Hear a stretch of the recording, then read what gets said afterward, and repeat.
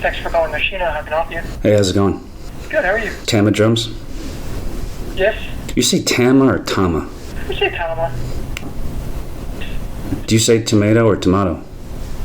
Tomato. Okay, fair enough. Can you do me a favor? Can you connect me with Peter Erskine's office? Who is that? Peter Erskine. I'm not actually sure who that is. Not familiar with anybody of that name in this company. Peter Erskine of Tama? Yeah, I'm not familiar, honestly. Do you know his position here? He's an endorser. Oh, he's an endorsed artist? Oh, I mean, he wouldn't be in the company. He wouldn't be in a building. Oh, he doesn't have an office there? No. Oh, you don't... I thought when he switched over, they'd give him like a corner office. No. No office. No. All right. Is drummer right? Is it okay to say drummer? Pounding his pulsing beat into the hearts of all America. You motherfuckers are fucking all over this joint. You do your kind of drumming, and I'll do my kind of drumming. I have no more time. You don't know what I'm up against. The only things I care about in this goddamn life are me and my drums and you. The official explanation was he choked on vomit. You suppose maybe I could put the drums in your place and sort of drop in once in a while? Now back to Gene Krupa's syncopated style shortly. Get up there behind those drums, lean back, close your eyes, get right in the groove there, give it a good steady beat. I got blisters on my fingers! I'd hit that. I am in Hollywood with Nate Morton. I am in Hollywood with Dave. Is it Variel? Variale. Oh, woo! That's way better than I did. Roll it, baby. Roll those R's. Oh, I can't even do that. You can. Suck at that. Yes, you can. You've spent time in Italy. I have. I enjoyed Italy very much. I was there back when I was playing a lot of jazz. Right when I got out of college, I was in Italy for a while. Where? Oh man, this is okay. You're asking me. I told you it was when I got out of college, Dave. So that means it would have been about 67 years ago. Which is when you were at Berkeley. Am I right? Yeah. And I was playing with a tenor player named Chico Freeman.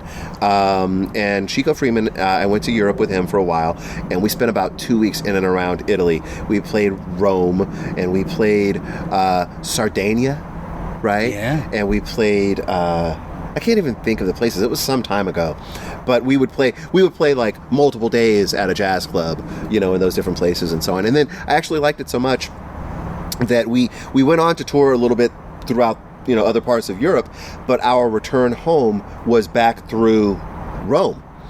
And so on the way back through, I was like, so if I just went ahead and booked my connection in Rome for a week later, I could hang out in Rome for a week. And I just made a couple dollars because I was on tour, like literally a couple dollars, right? I'm not, This was jazz, folks. Thank you. It was jazz. You do it for the love. And so, yeah, no, I hung out for an extra week and I made some cool friends and actually hung out for a week with friends that I literally just made on tour 2 weeks earlier, passing through Italy. Yeah, no, it was a lot of fun. Yeah. Yes, it was a lot of fun. You like to travel. He's sighing. He's true. There's a face. The face. No. Well, I love the. I see how this is going to go because that wasn't really a question. It was like a statement. You're like, you like to travel. And I was like, that's why I was like, as a matter of fact, I do. No, I enjoy traveling a lot. I mean, I don't know if I realized how much I enjoyed traveling when I was young, and that prompted me to be a musician because the travel aspect was attractive to me, or if I just wanted to be a musician, and then as that path led me towards touring, I went, wow, I really like this aspect of it. But yes, I do like to travel. I mean, I like, and not even necessarily to the most crazy and exotic of locales. I mean, I like to go to Austin, Texas, because I have a great, favorite restaurant that I go to. Love Austin. I like to go to Atlanta, Georgia, because I know where to go to get a good pickup game of chess in the park. You know what I mean? I like to go to Dallas because I know where the cool movie theater is. You know, so it doesn't even have to be the south of France necessarily. I do enjoy traveling, and I've been fortunate to do a bit of it and make some friends in a lot of different places. And yeah, it's fun to go to Switzerland and be like, oh, I'm here. Oh, let me call my buddy, Jorgen, or whatever. Sven and Jorgen. Right, exactly. So, no, I've enjoyed it.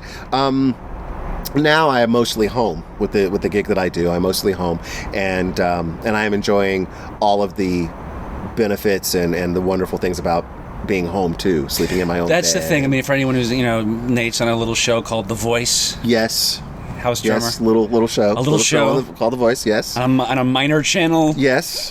Hey, believe me, when it started, I never assume anything. So when it started, and just the nature of music and the nature of what we do as musicians, and the always in flux-ness of it. Yeah. I mean, when I got asked to be a part of it, I was like, oh, wow, this is great, a TV show. And I'd been fortunate to do a couple of TV shows prior. What TV shows All prior? of which, well, I did a show in 2005 and 2006, if memory serves, on CBS called Rockstar. Right. Season 1 was Rockstar NXS, where they sought to find a replacement front person for NXS. And then Season 2 was a show called Rockstar Supernova. And that was like Tommy Lee. It was. And all those guys, right? Yeah. It was. Jason Newsted. Yes. Right? Yes. But both of those shows had fairly short lifespans. Was that the plan though for those? Wasn't that just like one-offs basically? Well, yes and I mean, how many seasons can you look for a singer for NXS? Right, and that was kind of a, I don't want to say a flaw necessarily, but it was definitely a challenge in terms of making it a repeatable format. Let's just put it that way, right?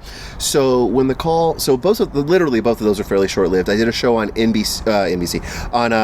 did a show on MTV called Rock the Cradle, which was this show based around the children of celebrity musicians competing for their last, this is their last chance. It's like, I remember Lucy Walsh was on the show, who's Joe Walsh's daughter, and MC Hammer's daughter was on the show, Dee Snider's son was on the show, a few other, Eddie Money's daughter was on the show, and they're competing. They're in the shadow of their famous rock star and pop star parents, and this is their last shot at whatever.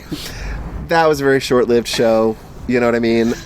They tried, though. They tried, and I was into it, and they're all good, but it was, as a format, it was a short-lived show. But so cut to The Voice comes along. I did another show called The Bonnie Hunt Show, which is a daytime talk show, which lasted about a season or so, maybe a little over a season. But the point is, when The Voice came along, I was very excited, and I thought to myself, this is great. Maybe we'll make it through an entire season. That would be 3 months. Maybe, fingers crossed, maybe we'll make it through a whole one season. And as a musician, I can look at my calendar and I know what I'm doing for 3 whole months. This is great. And then cut to, the doggone thing just went mad successful. And I mean, cut to 4 years, later, and we're in the middle of season 8, and it has just become an absolute amazing experience. And man, I mean, I could have never known, and I'm so fortunate and I'm still thankful. trying to figure out how it's 4 years later in season 8. Man, we're doing 2 cycles a year. Dave, we're doing 2 cycles a year, so we're kind of like the Dancing with the Stars of music reality shows. So what's one cycle? Well, one cycle would be what? Well, it's a little bit interesting because of the way that it's shot. It's not shot week to week to week to week to week throughout the entire, 12-week or 14-week run. I'm not actually sure how long the entire season is in weeks, but it's not shot week to week to week to week. Part of it is shot kind of in advance, and then they edit it together, and during the time that they're doing post-production, we're kind of off, or maybe we're even working on pre-production for the following season. We might be working on, during a break in season, for example, 5, we might already be working on pre-production for season 6. Now, what does that mean for you, though? What's pre-production for you? Learning songs, rehearsing with contestants, possibly shooting footage for the blind auditions for the next season, so that they're working on that in post-production, and then we would kind of flip back out of that mode and go back and then continue to finish the last portion of the preceding season, which would be like the live shows. right? Meanwhile, there's already footage in the can for the first part of the next season.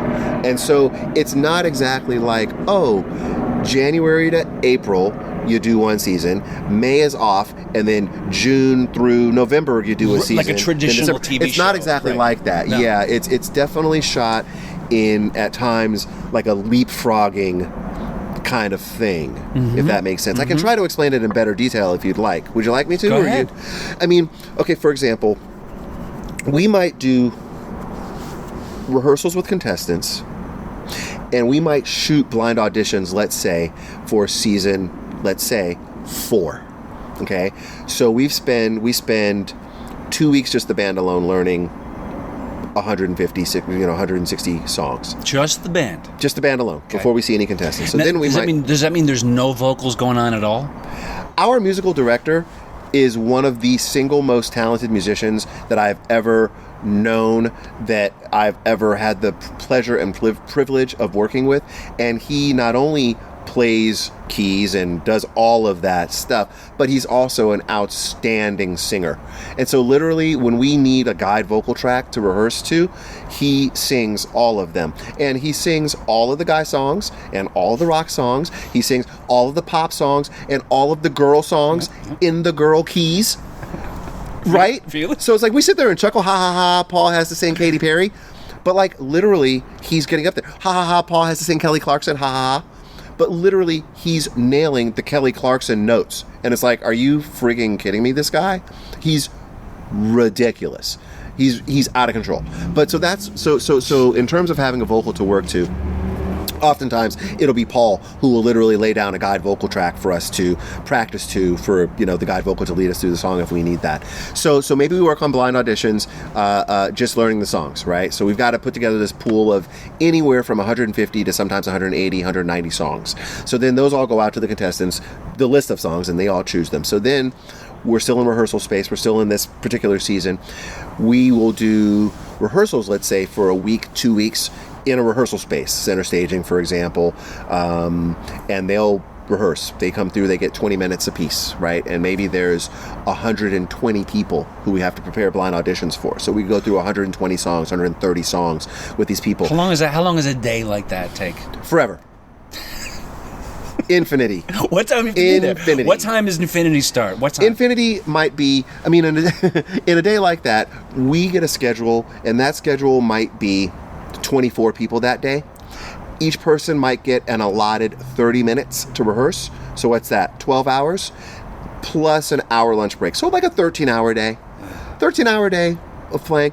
And the thing is, inevitably, we'll get to the end of the week, and let's say that we've rehearsed through, let's say, 105 people who are scheduled to make their way onto the stage, sing their hearts out, hopefully get a chair to turn, etc. 105 people. Maybe we get to the end of the week, or the end of a week, or the end of 2 weeks of rehearsing, whatever it may be, and there's 105 prepped. 17 might go, I hate my song. I want to do a different song. So then we've got to change songs to do it. No, it's really... And they get to do that? Well, there's an extent to where you want them to be the most comfortable they can be. You know, you want everybody walking on stage to have their best and most positive opportunity, you know, to succeed. You want everyone coming in. It doesn't happen this way, but you want everyone to get a chair turn. You want everyone to, because even me, I'm playing I'm playing the drums in the band, and I'm 50 feet behind them, and I've learned the song, and I'm playing with my boys and all that. But even in the back of my head, I'm going, it'll be really sad if they come out there and like sing their hearts out and no one turns, and So I will say this. I'm kind of meandering subject to subject, but I'll get back. I know where I am. I have a bookmark in the place where I need to get back to. Peel the page back. Bend it back. I've set a memory in the recording, and I'll just hit M1. It's going to go back to that spot in the tape in a minute. But so yeah, you want them to have the biggest opportunity to succeed. The one thing I will say that I like about our show, and I'm not going to compare it to any other shows, I will just say, even those people who don't get a chair turn, they 99% of the time get positive feedback. They get encouragement. They get, listen, I'm going to tell you why I didn't turn around. I think these are the things that are your strengths. I think this is what I didn't hear. I think this is what I wanted from you. I think this is what you could have done with that section. I think maybe a song that's more like this would have favored your voice. Right. And then they send those people off and they go back to wherever they're from and they take those things in, and in many instances they start again and they go, okay, here are the notes I got. They start again and they come back a season or two later, and guess what? They get chair turns. And they get on the show, and that's one of the coolest things. There is no the humor, the humor by ridicule factor doesn't exist on our show, and I think that is the thing that I find the most refreshing and the most invigorating about it, is that I know that no one's going to be humiliated for sport on our show. Right. Now, memory one, back to where I was. We go through blind auditions. I told you I was going to get back. You're good, man. Well, for the moment. We'll see. We go through blind auditions, and then once we've shot those, at the end of blind auditions, the 4 coaches, whoever they are, if they're Pharrell, Usher,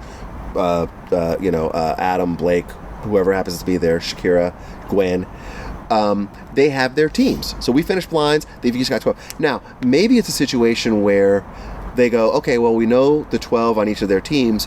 We're going to move straight on, and now we're going to shoot battle rounds, right? I don't know how familiar the people who are listening to this are with the show, but it's shot in different phases. And so the next phase is the battle rounds, where the coaches pair their team. So the coaches have 6 people, and they take people 12 people, and they take contestants 1 through 12 on their team, and they break them into 6 pair, and they say, okay, you're singing versus you, and they do that. That's the next phase. We rehearse that again. We rehearse that, just the band, we learn the songs, we rehearse it with the contestants, we rehearse it on the stage, they shoot that. Now, bearing in mind, none of this is airing yet. This is all going in the can, this is all going into post-production, they're working on post for all of that, right? So,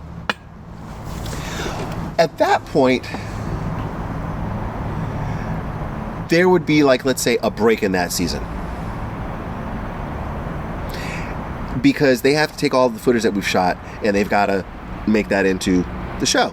So what might happen at that point is, once there's a little break there, so let's say 2 weeks. Once they put the blinds together, which would be like, say, 4 episodes or 4 weeks of blinds, maybe 5, I'm not positive. And then they put the battles together, so maybe that's 8 weeks. So maybe you've got a combined 8 weeks once the show premieres. Mm-hmm. Okay? So boom, I forgot what season I said we're in, but let's say seasons of 4. So boom, season 4 premieres February 15th. Okay? So it's airing. Now, what's going to air for the next 8 weeks, we've already shot.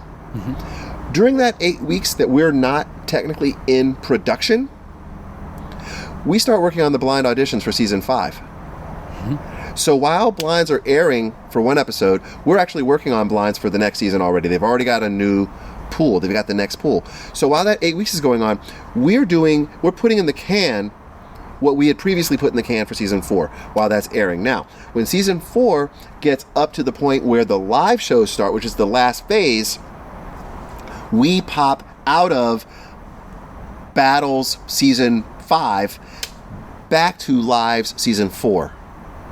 Does that make any sense? Are you following me? Well, it's confusing. I mean, I didn't go to college. I didn't go to college, so I just want to. It's my explanation is not great. I'm not doing a fabulous job of explaining it. Let me ask you this: how much free time do you get? Any given? Do you mean in my life in general, or no? Do you mean? I mean like with the show. What kind of can you guarantee? Do you know? Like I've got July and August off. Oh, Christ, no. This is what I'm getting at. Oh, no. Oh, no. No. It's TV. And TV world operates on a timeline and within parameters that are completely outside. Do you have like an ankle collar on and they're just like, get here I might now? as well. I might as in fact, mine's going off. I have to go. I'm sorry. Yeah. No, I'm serious. It's like... No, I mean, everything... how can I put this? Everything is literally written with a finger in sand on the beach. Wave could come, wash it all away. and then you start again. No, but I mean, it's kind of the nature of what it is. I mean, it's TV. So you can't plan on any kind of... I mean, there's an extent to where you can. I mean, there's a finale, and when the finale happens, there's always a little break there. And there are breaks here and there. But those breaks may change. I mean, it may be a 2-week break, and then they may say, oh, as it turns out, that 2 weeks we thought we had off, we don't have any other space to record the iTunes recordings for the previous battle rounds. So we're going to have to take 4 days of that 2 weeks and go in the studio and record those for iTunes, you know. But you know what, man? I mean, I got to say, as much as, you know, I don't know if, I mean, we do know at times. We do know. Sometimes we'll be coming up on a 2-week break. We'll know that. Or a 4-week break. There's no such thing as, I was going to say, a month break. That's... Well, a month break is about the max of what we would get normally. Maybe a little longer. But then, like you said, that could change. But it could change. They could take Certainly 2 weeks out of that. Certainly. Certainly it could change. So you can't take gigs. I can't... I mean, travel. I can't take a gig where I'm going to travel, or if I do, well, the challenge, truthfully, of it is that it's hard to find, particularly like a traveling gig, that slots right in perfectly. That's what I'm saying. If I'm off from May 2nd through the end of May to April 15th, it's not always easy. January, February, March, April, May. I said that backwards. No, see how confusing I am? January, March. You said January, March, April, May. God, I don't even know my month. January, March. You didn't go to college. You can't keep up my schedule. I didn't go to college. I went to a music college. I don't even know what the months of the year are. They don't teach months. No, they don't. I can count to 4 over and over again like a mother. Now, see, had you went to Juilliard, you would know your months, by the way. Yeah, probably. I just want to say. Yeah, hopefully. But Berkeley. Yeah, no months. Nah. No. How's your pocket? That's all that matters. Exactly. Good pocket. Can you count to 4 over and over again? Exactly. You got the gig. And that's how, by the way, you know Wolf. I know Wolf. Because who set this up? That's exactly right. But I know Wolf kind of... How did I meet Wolf? So this was not a Berkeley job? No, because I don't feel like we were there at the same time. You know what's really funny? Is it because you're so much older than him? I love you. You're so funny. Dave got jokes. You know what's funny? This is embarrassing. I honestly don't remember how he and I met. But I can tell you my earliest experiences with him. Have we just completely abandoned me trying to complete this whole schedule thing on the other thing? You're already lost. I need charts. You need like a graph, like a PowerPoint presentation. Oh man, I'm really sorry. Well, let me just put it this way. Suffice to say, we are at times concurrently shooting multiple seasons. Let me just put it that way. Let me just put it that way and leave it at that. Oh no, I get it. That's what I should have said from the beginning. This is a very serious gig. Like I said, in other words, you knew going in, like, dude, you're not going to be able to take travel gigs. You know, it's funny. I mean, it's a. I have to be honest. Have you ever had a sub on that show? No. Okay. You think they'd allow it if you said, "Listen, I don't know. I mean, I'm not even going to try to pick a name, just for an example. But I'm going to head on the road for 2 months. Do you think would that be okay? Could you get someone in there to cover your seat so you could go on tour with, right, Sting? Right. I'm going to be honest with you. As opposed to lying to you. Lie to me, baby. I wouldn't. Paul, my musical director, if I were to list 1 million words to describe him, the top of the list is loyal. Mm-hmm. He is loyal. I mean, the figure of speech is loyal to a fault. He's this to a fault. He's that to a fault. But he's not really loyal to a fault because it's never really necessarily been a disadvantage, to him. He is loyal to an attribute, frankly. And so because of that, I mean, I have to be honest with you, the allure of leaving to go anywhere, I mean, it doesn't really come up. I mean, I gotta be honest, man. It's like... Yeah. And so it's one thing. Here's the thing. It's one thing, like, okay, let's just use that as an example. Like, Sting is, once upon a time in my life was like a drop everything gig,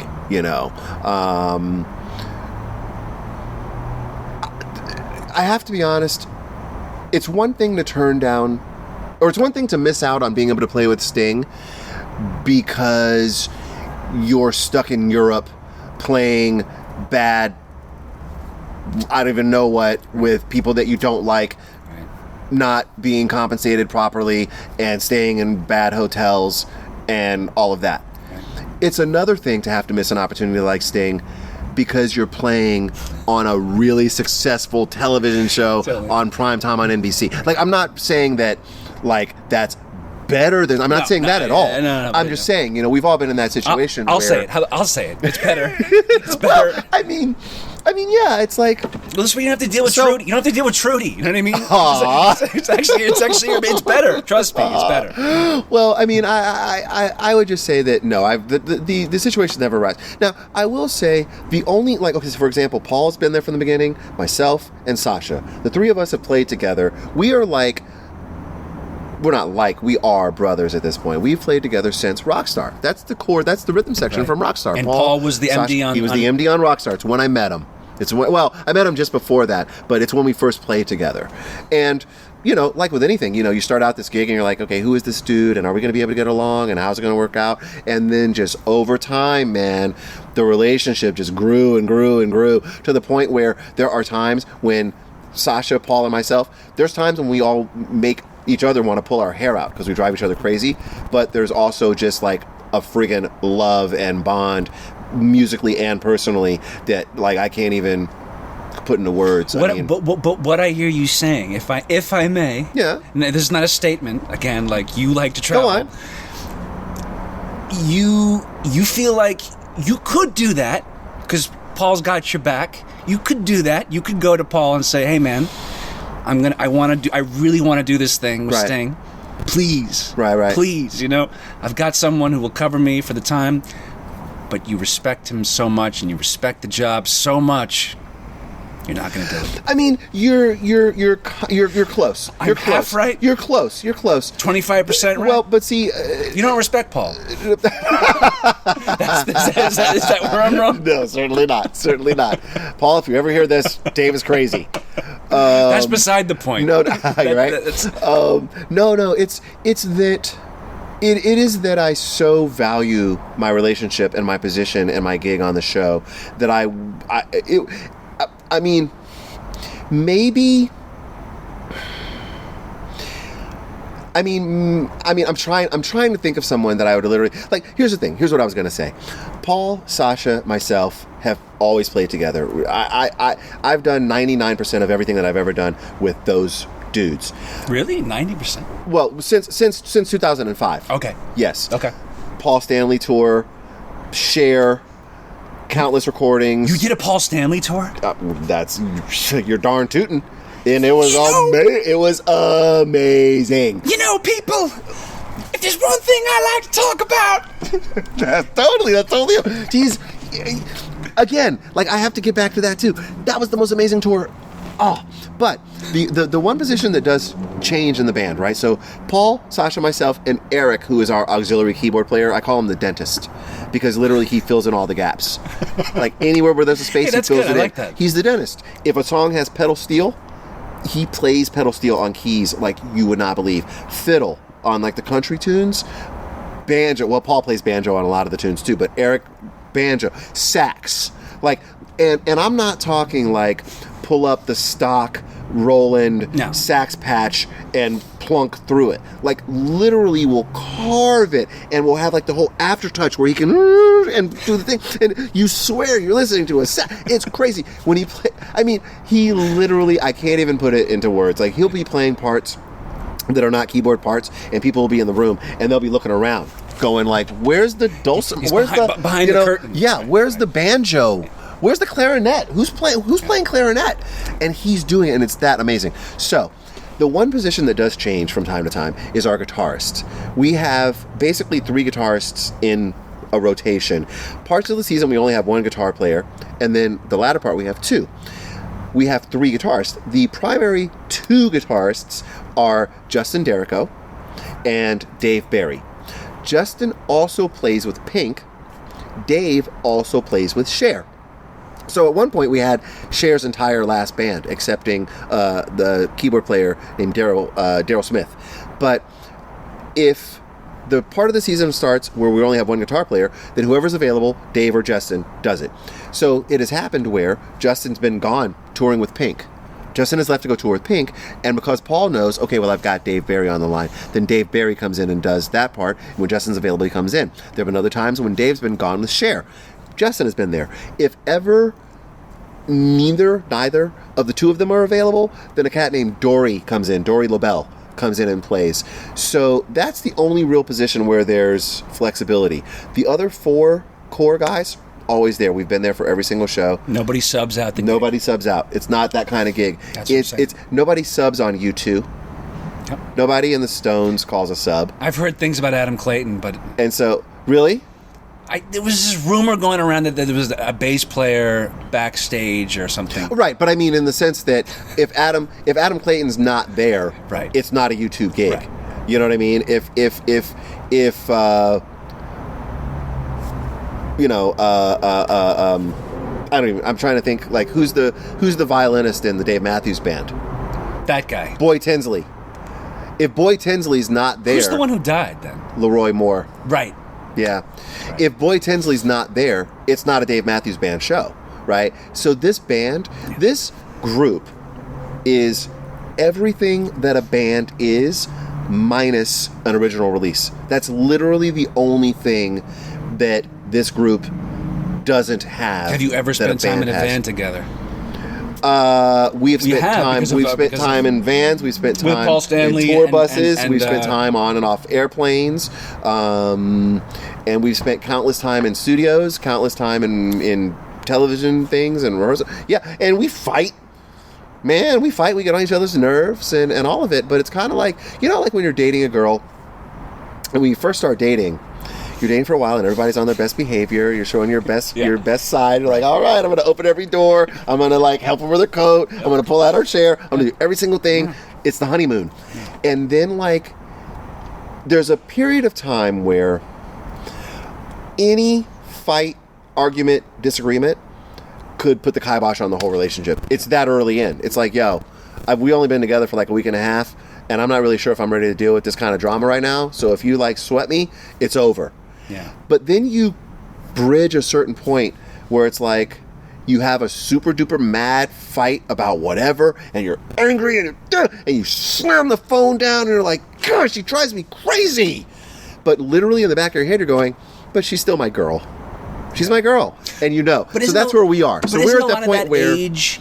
And in other words, what I'm saying is apply what you just said, the analogy of a relationship. Yeah, do you dig what I'm saying? A lot of that is age, and experience, right? You know what I'm saying? I'm talking relationships now. I'm just saying. I don't know. I had that with girls when I was younger. There was definitely when I was in high school. You think you put up with more shit now than you would then on some levels, and then on the other hand, there's things you would not put up with now for the same reason because you're like, I don't put up with that shit anymore. Well, as I've gotten older. Things that have the most glaringly obvious difference in my entire life and disposition is that in certain respects I have a lot less patience, but I've always had that aspect. Suffer fools but I gladly. think that but I think that even in high school, I think there's a point where even when you're in high school, if you're in I don't know, whatever, 11th grade, and there's a girl that you think is cute, and you start to quote unquote date her, or you go to the movies or whatever. Right. I think that if 2 dates in, she does some crazy stuff, it's still so new that you're just like, oh, you're crazy. I'm sorry, bye. But I'm saying, 2 weeks in though, you don't care. 2 weeks in, you're like, no, enough, bye, see ya. Right. This is not going to work out. Right. But at a certain point, after you've accrued a certain amount of time together, then you realize that the collective experience of the time spent outweighs the fight about whether you're going to eat at, Cheesecake Factory or P.F. Chang's. Right? And so my point is that that's where we are now as a band. We are close enough that we can fight and know that at the end of the day we're still boys. We're still coming back to the band. But it also because you know what you have. Oh man, yes. You know what I'm saying? Yes. Yes. I'm not going to I don't know if 25-year-old Nate Morton would he have been able to handle this gig. I'm not projecting that the answer is no. I'm just throwing that out there.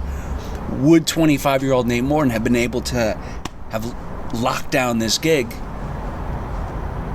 You're thinking that. I don't even know what that is. Is that a question, Dave? Are you asking me if I could have done this gig at 25 years old? 25 years old was decades ago for me, man. So yeah, I hope I'm a little bit of a different person. But there's still aspects. There's an extent to where I'm still 5 years old, quite frankly, banging on pots and pans. But do you mean handle it in terms of the rigors of the gig itself, or do you mean handle it in terms of the pressures of dealing with a band? Yeah, maybe you're just all like that. The idea of when you're younger, you can have that attitude of like, fuck this, I don't need to put up with this shit. I'm out of here. Is everybody else in the band 25 also, or is it like, or is it like I leave the band and the guy who comes after me is a 25-year-old kid, and he's got to play with guys who have collectively over a century of musical experience. You raise a good point there. When I was 25, I'll be honest with you. When I was 25, pretty sure 20 years old to 20 to 25, pretty much think I knew everything. At that point then, pretty much I knew everything. Pretty much, I really thought it was really hip to like turn the time around on gigs, on like a dance gig, on like a calypso gig I'm playing, and and it's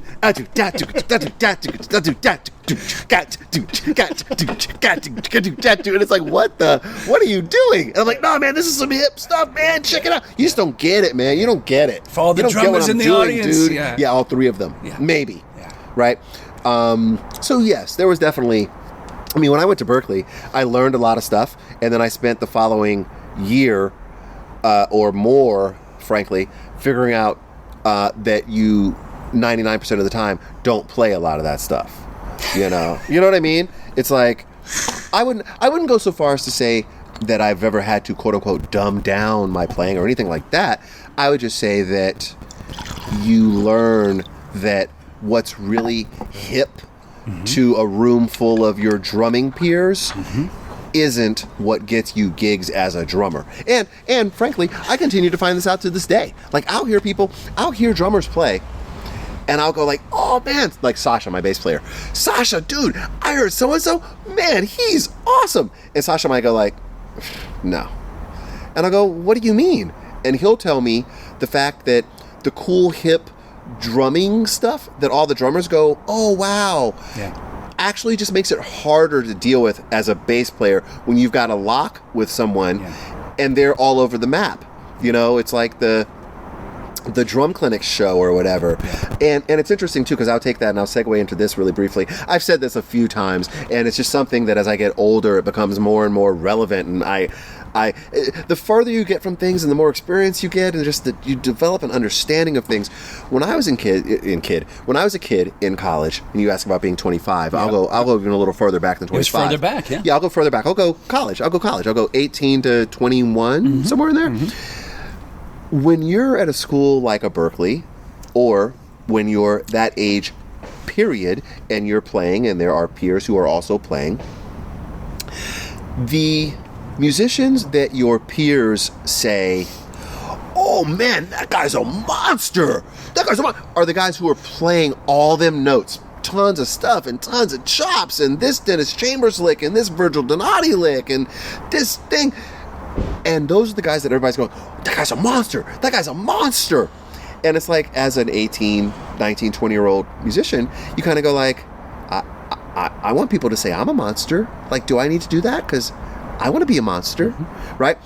But then you've got old dudes going, yo, young blood, you want to work?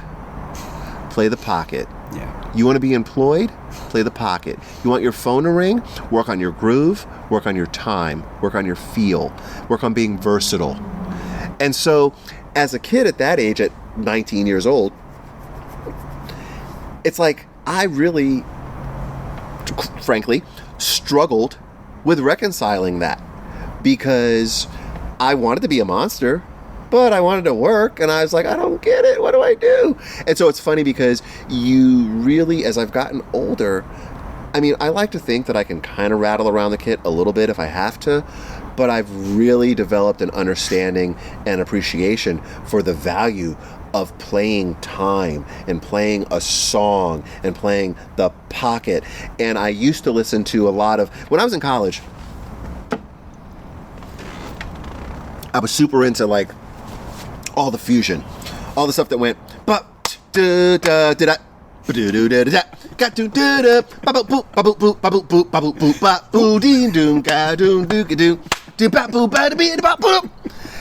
so I was really into that stuff. Like I loved it. I was like, yeah, this is so cool, awesome. But then like I went through a phase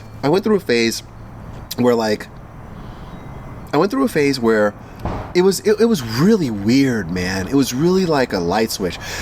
I walked into the like the little student lounge in my dorm where I was, 270 Commonwealth Building, Boston, Massachusetts, right? I walk into the lounge, there's a TV screen on, and what comes on? It's on, like, MTV was on. At the time, MTV still played music videos. Yep. Back in the freaking Paleozoic era when MTV played music videos. So I walk in, and MTV is on 24/7 on the TV in the student lounge in the 270 Commonwealth. I walk in, what comes on? Gang a dang, dang dang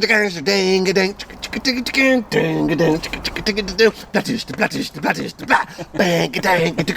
And literally, like, when it came on, right, I still had my, like, I'm a hoity-toity fusion guy hat on.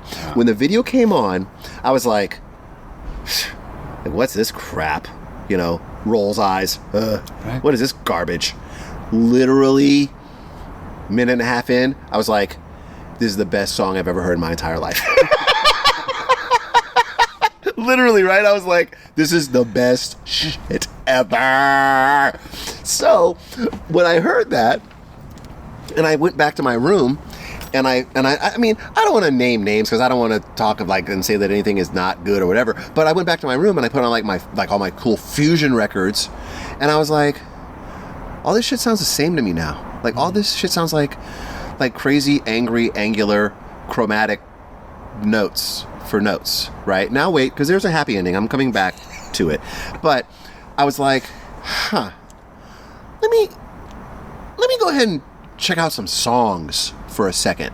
So I went back and I dug out all my Stevie Wonder songs, all my Stevie Wonder records that I used to listen to when I was a kid, all my Earth, Wind and Fire records that I used to listen to when I was a kid, all my Michael Jackson records that I used to listen to when I was a kid, all my George Clinton and Parliament Funkadelic records, all my Brothers Johnson, all my Shaka Khan, and I put on all that stuff and I was like, songs, wow. And it was like eye-opening, and I was like, I like playing verse, chorus, bridge, you know, breakdown, chorus, out, drive, fade. It's a song. And I've never had the desire to be like, you know, let's play 4, you know, Miles Davis. Let's play 4. And like, I can't wait till it gets to the drum solo so I can take like 17 choruses of solo. Like, I was never that guy. Right. So, what's the point? The point is, that was where the light switch kind of changed for me. And that was where I kind of made the transition from, you know what, being a monster and having people say that, you know, that's cool, I guess. But like, I just have a lot more fun playing songs. And so... Was this freshman year? Maybe sophomore. Okay. You know, but yeah, I was like, I just have a lot more fun playing songs. And so the thing is, I completely went away from all the fusion that I used to listen to. And I started listening to songs and I started playing songs. And I was honestly at Berkeley. I mean, Berkeley is very much like any college where there are cliques. And there are definitely cliques. There are definitely people like, I'm the jazz guys. Mm-hmm. You know, we're the jazz guys. We're the funk R&B guys. We're the rock guys. We're the prog rock guys. You know what I mean? And I never really fit or tried to make myself. You were a floater. I tried my best to be. Because the last thing I wanted to be was pigeonholed into any one group because I was a little bit ADD and I enjoyed playing so much different stuff, you know? And I mean, I'm coming from a background where when I was in high school, I used to listen nonstop to like jazz and bebop. Meanwhile, I played in like a punk rock thrash hardcore band. You know what I mean? Well, we weren't really a hardcore band, but we were super into like Fugazi and Minor Threat and Black Flag and bands like that. And we were sort of more ska influenced. A band called Akamili that I was in high school. Weren't you a DC guy? Is that? Yeah. Well, just outside. I always say DC or I say 930 Club. I was at. You were that guy, right? Bad Brains. Yes. Oh, Bad Brains. Yes. You better go. Yeah. My favorite band in the world. My all-time favorite band in the world is Fishbone. And after that, oh God, I have so many stories to tell you. I'm going all over the place right now. Go. But yes, so I'm gonna get back to Fishbone. But so yes, so coming from high school, like let's go all the way back. When I was little, my parents were separated at a certain point, and my dad would communicate with me basically by sending me records, essentially. And so I remember he would send me like Michael Jackson and Peter Frampton and George Clinton.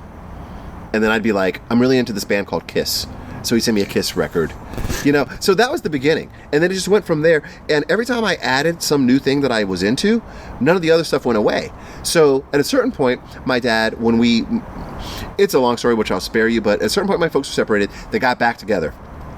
When they got back together, and I was with my dad a bunch, he would take me to concerts. And so some of the concerts he would take me to were like Spyro Gyra or like Chick Corea. Wow. Or the time, what would have been considered smooth jazz, a guy named Najee, which I don't even know if you even know who that is or if anybody listening knows who Najee is. Yeah, Najee. You probably know Najee because he's East Coast, right? You know Najee. Or George Howard, like all those kind of guys. Is your dad a musician? No, I know. It's ironic. I know. But he was super, I know. Super into it. Dave Sanborn, took me Dave Sanborn shows. Wow. So at the time, all those guys were doing kind of like, sort of like pop jazz or whatever, And I was kind of like, where did this come from? And it was like, oh, well, this is born out of like a more traditional jazz. So I kind of went backwards. I kind of went with Chick Corea, and then I went from Chick Corea Electric Band, kind of like back to like acoustic. Now he sings, now he sobs. You know what I mean? Or like even from there, went back further still, and it was like, oh, well, what was before that? Oh, Return to Forever. Or what was before that? Oh, Miles Davis. Right. Oh, John Coltrane. And wound up back in that. So that was my high school. Like, during my high school years, that's all the stuff I was listening to. Meanwhile, I was playing in, like, a ska band, like a punk rock band. And I would literally show up to the gigs wearing, like, I was so, like, I don't even know what you would even call it. I was like a neo-punk ska jazzer. Like, I was showing up to, like, punk rock gigs wearing, like, a suit. Wearing like a shirt and like a tie. Because I'm playing punk or I'm playing ska, but I'm a jazzer. You know what I mean? It was so funny. So, but that was kind of that was my high school. So, when I got to Berkeley, that's when my huge like fusion immersion. That's when it was all about Dennis Chambers and Dave Weckl and Vinnie Colaiuta and Billy Cobham and who else was in that mix that I was into at the time.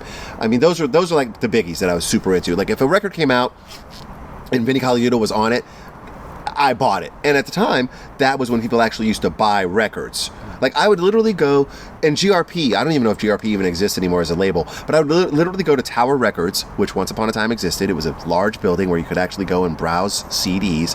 Weren't those the days? And I would literally walk through the jazz aisle, and I would look for GRP, and if I picked up a GRP record and turned it over, and the drummer was Vinnie Colaiuta, it didn't matter what the record was. No other information mattered. It could have been klezmer music. If it was put out by GRP and Vinny was on drums, it was going in the basket to be bought, right? I have a lot of stuff like that. But I was super into all that stuff. So, anyway, it was a flood of fusion my first year at Berkeley. And all I wanted to do was play a ton of notes. And then Nirvana totally changed that whole world for me. And I was like, oh, these are songs. So, then it was songs. After getting out of Berkeley, I had, I can turn the time around. I can superimpose 5 against 4. I can do this. But I was playing in a calypso band. And so they're like, yeah, that's not really that cool. Calypso. That's not, we don't really need that. Can't really use that. No. No. So. No place. So, right. So now, flash forward 10 years, 5 years, 10 years, somewhere around there, 10 years maybe. And I've gone through that whole thing. I've moved out to LA. It's like in the late 90s at that point, right? I've been playing a bunch of gigs. I've been playing a bunch of songs. I've been, all of that. And one day I was kind of like going through my CDs, because I still had CDs then, and I was like, oh, Mike Stern, Jigsaw. You know, the dust. He blew the dust blew up. The dust blew up, you know. And I like put it on.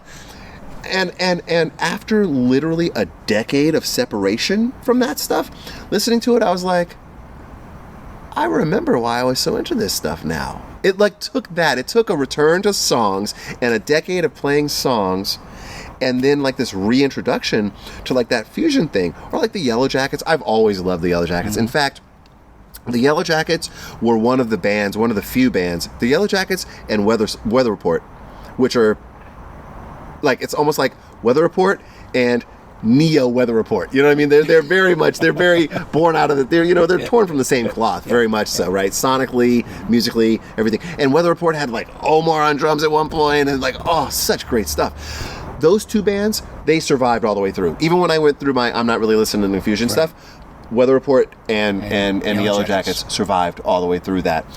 But I returned to it, and I really did. I really reminded myself, like, wow, I remember why I really dug this stuff so much. And so it just all went in the mix, and it's like my whole musical experience leading up to The Voice has just been like this giant, ever-growing, ever-ingredient adding cake mix that's been, stirred and stirred and stirred and stirred and stirred. So it's funny because I'm finding myself on a show now where, for example, even tonight, we just did a show tonight, and, we played country, we played pop, we played Whitney Houston, we played, Shout, Tears for Fears, we're playing 80s rock, we're playing all these different things, and it's funny because... And you're always playing it just like that version? No. No. What was the other thing I'm supposed to get back to? Well, Fishbone I'm supposed to get back to. Fishbone. Right, so now I'll put this on the other list of things I have to get back to in terms of the version. So I didn't realize at 6... I'm going to try my best, man.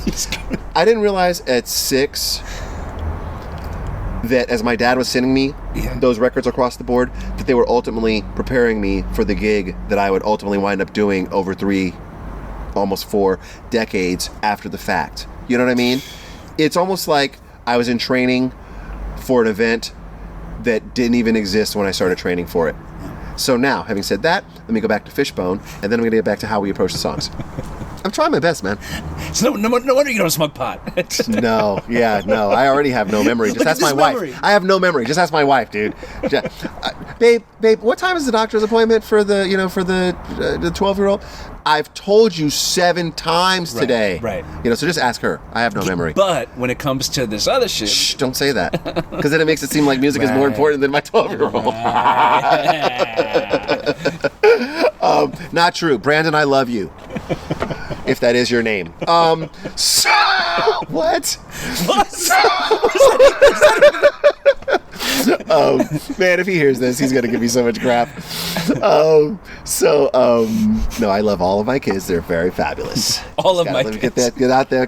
Well, no, I don't have to call them by name anymore because I have 4 at this point, right, with another on the way. Right. And my friend Kirsten Matt, my Zildjian rep, told me that at a certain point, you're allowed to just go, hey, you. You're allowed to just go, because at a certain point, you are absolved of needing to actually know all of the names. So just go, hey, you. Do you even bother with middle names at that point? No. Yeah. And I'm going to go to the George Foreman routine. I'm just going to name them all Nate. Yeah. At a certain point, I'm going to name them all Nate. Yeah. Even the girls. Yeah, even the girls. Natalie. Doesn't matter. Bam. So, Fishbone. So my introduction to Fishbone came from the first person, get this. Think about this in your life, Dave. I'm going to turn this on you. I'm going to turn the tables. Turn the table. Not so easy when I'm asking the questions, is it? I haven't asked a question yet. Make a statement. Think back. Exactly. You like to... So think back in your musical existence, right? So here's you. What time? What? Let's how do old the flashback. Were you? How, exactly. Yeah. Okay. How old were you when you started playing drums? What was I? 9, 10. Yeah. 9. Yeah. So I'm going to assume that, like most drummers, And I assume drums was your first instrument. I'm assuming those were... Trumpet was, actually. Oh, wow. My dad plays trumpet, yeah. Oh, wow. So, but when you started playing drums, you were 9? Mm-hmm. Okay. So I'm assuming that that's you, and you're playing your drums either in your parents' garage or in your basement or in your bedroom or something. But it's you by yourself, and you're probably just rattling around, I'm assuming, at 9. I'm assuming that at some point you maybe started playing along to records, I'm guessing, right? Think back. Do you remember the first time you ever played with another musician on drums? So you're on drums. The first time that you were playing drums and it wasn't just you jamming to a record. The answer is I don't remember. That's the truth. I don't. I actually don't have that first time. Do you remember an age about when it might have been? Yeah, probably I think 11. Oh, wow, that's early. Yeah. Oh, that's early. Somewhere like 12. Oh, wow, that's great. Didn't mean he was good. Well, maybe because your pops was a musician as well. Maybe there were other musicians around earlier. Was that. Yeah. Okay. Yeah. I started playing drums when I was 4. And it was, playing drums I use loosely. I'm making air bunnies. But because I was banging on pots and pans with spoons, and then I was building drum kits out of buckets and boxes, and then around 5 or so I got a toy drum set, which I obliterated, and then around 6 I got a real drum set, right? Quote unquote real drum set. Played 6, 7, 8, 9, 10. CB700s. No, not even that nice. No, not even that nice. No. CB700 would have been like a treat. That would have been a luxury. No, I didn't have CB700. But so I play. Now, it was all the way until high school. And I had not played with anyone else. It was me playing to records. And part of that was due to the fact that for a lot of that, for part of my existence, I lived in Tennessee, like on a farm. Because it was during the time when my parents were separated and I lived with my mom on like a farm in Tennessee. There was, hey, let's jam. What are you talking about, right? No, are you kidding me? You were near Nashville, weren't you? No, not near Nashville, really. I was born in Nashville, but I wasn't living there during this point. I was living in an area called Stonewall, Tennessee, which is like as far away from there was literally a stone wall around the town. Exactly. That separated you from civilization. Right. Yes. Geez, I've offended people of Stonewall now. Your listenership of Stonewallians. Yeah. What? Stonewallians. Stonewall Jackson. Yes. I just completely. All 3 people from Stonewall are now like they're like. Yeah. Well. They're like that guy Nate. Screw him. It's a big audience for the show, isn't it? Stonewall, Tennessee. Yeah, that's your like fan base right now. That's it. So I was in high school. So here's the point. Let's bring it all back to this. I'm in high school. I'm playing in my high school jazz band, but I wasn't even in jazz band. But I was in like the room playing on the drums. Right. A dude sticks his head in, and he's like, "You sound really good," and I'm like, okay, like I don't even know what I'm doing. Okay. You should come over to my house so we can jam this weekend. All right. So at the time, my mom had a 78 Firebird. I jammed in my kick drum and snare drum. That was all that would fit in her car. Right. Kick drum, snare drum, and like my hi-hats or whatever into her car, and she took me over to this guy's house. And I'm in I feel like I'm in like the 9th grade at this point. Maybe 10th. And we go to his house, and he and I play. He's a guitar player. And he's jumping around the living room and jumping on the couch and diving over furniture and playing guitar, and it's loud and it's rocking. And I'm playing drums, and we're having so much fun. And it's the middle of the summer. We're pouring with sweat, and we're playing, and the cops come, and you guys are making too much noise. And we're like, okay, sorry, officer. They go away. We start playing again. The cops come back. Shut up. I thought I told you guys to shut up. Right? So... that guy, do you know a band called TV on the Radio? Yeah. Do you know it well? Some over here at the Hollywood Bowl. Okay. Well, the one white dude in that band is a guy named Dave Siddick. Okay. And I happen to have the tremendous pleasure of having attended high school with him. And this particular person that I was jamming with this gentleman in the story was this gentleman in the story was Dave Siddick, who has gone on at that time at that time we played in a band together throughout the rest of high school, but then went on to found a bunch of other bands, do a bunch of other things. Super, just like an ever outgoing flow of creativity is this guy. It's just always out, flowing creativity every direction. Graphic artist, like creative, musically creative, poetically creative, amazing cat. So, Dave and I were in this band. He's gone on to like produce like Jane's Addiction tracks and like worked with Trent Reznor and like super amazing. He's really, really, really like, I mean, I look back on it and go like, holy crap. You're still tight. We are.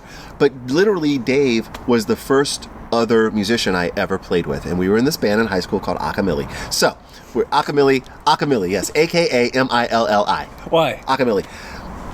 Why what? I love it. Akamili. Yeah. Yeah. But there's no story. That's our name. Dave is your name. Akamili was the name of the band. That was it. That was the story. That was totally it. Like, that was literally it. It was like, why are you called Dave? Akamili. Why am I called Nate? It's your name. It's your name. Akamili. That's it. Akamili. Akamili. Nope. No story. No nothing. Akamili. Nothing else behind it. That's exactly right. Akamili. So I'll have to find some Akamili sometime, dude. No, it's funny. Looking back on it, it is very funny. I want a t-shirt, man. Akamili. Oh, God. I don't know if we ever were that big. I don't know if we ever made t-shirts.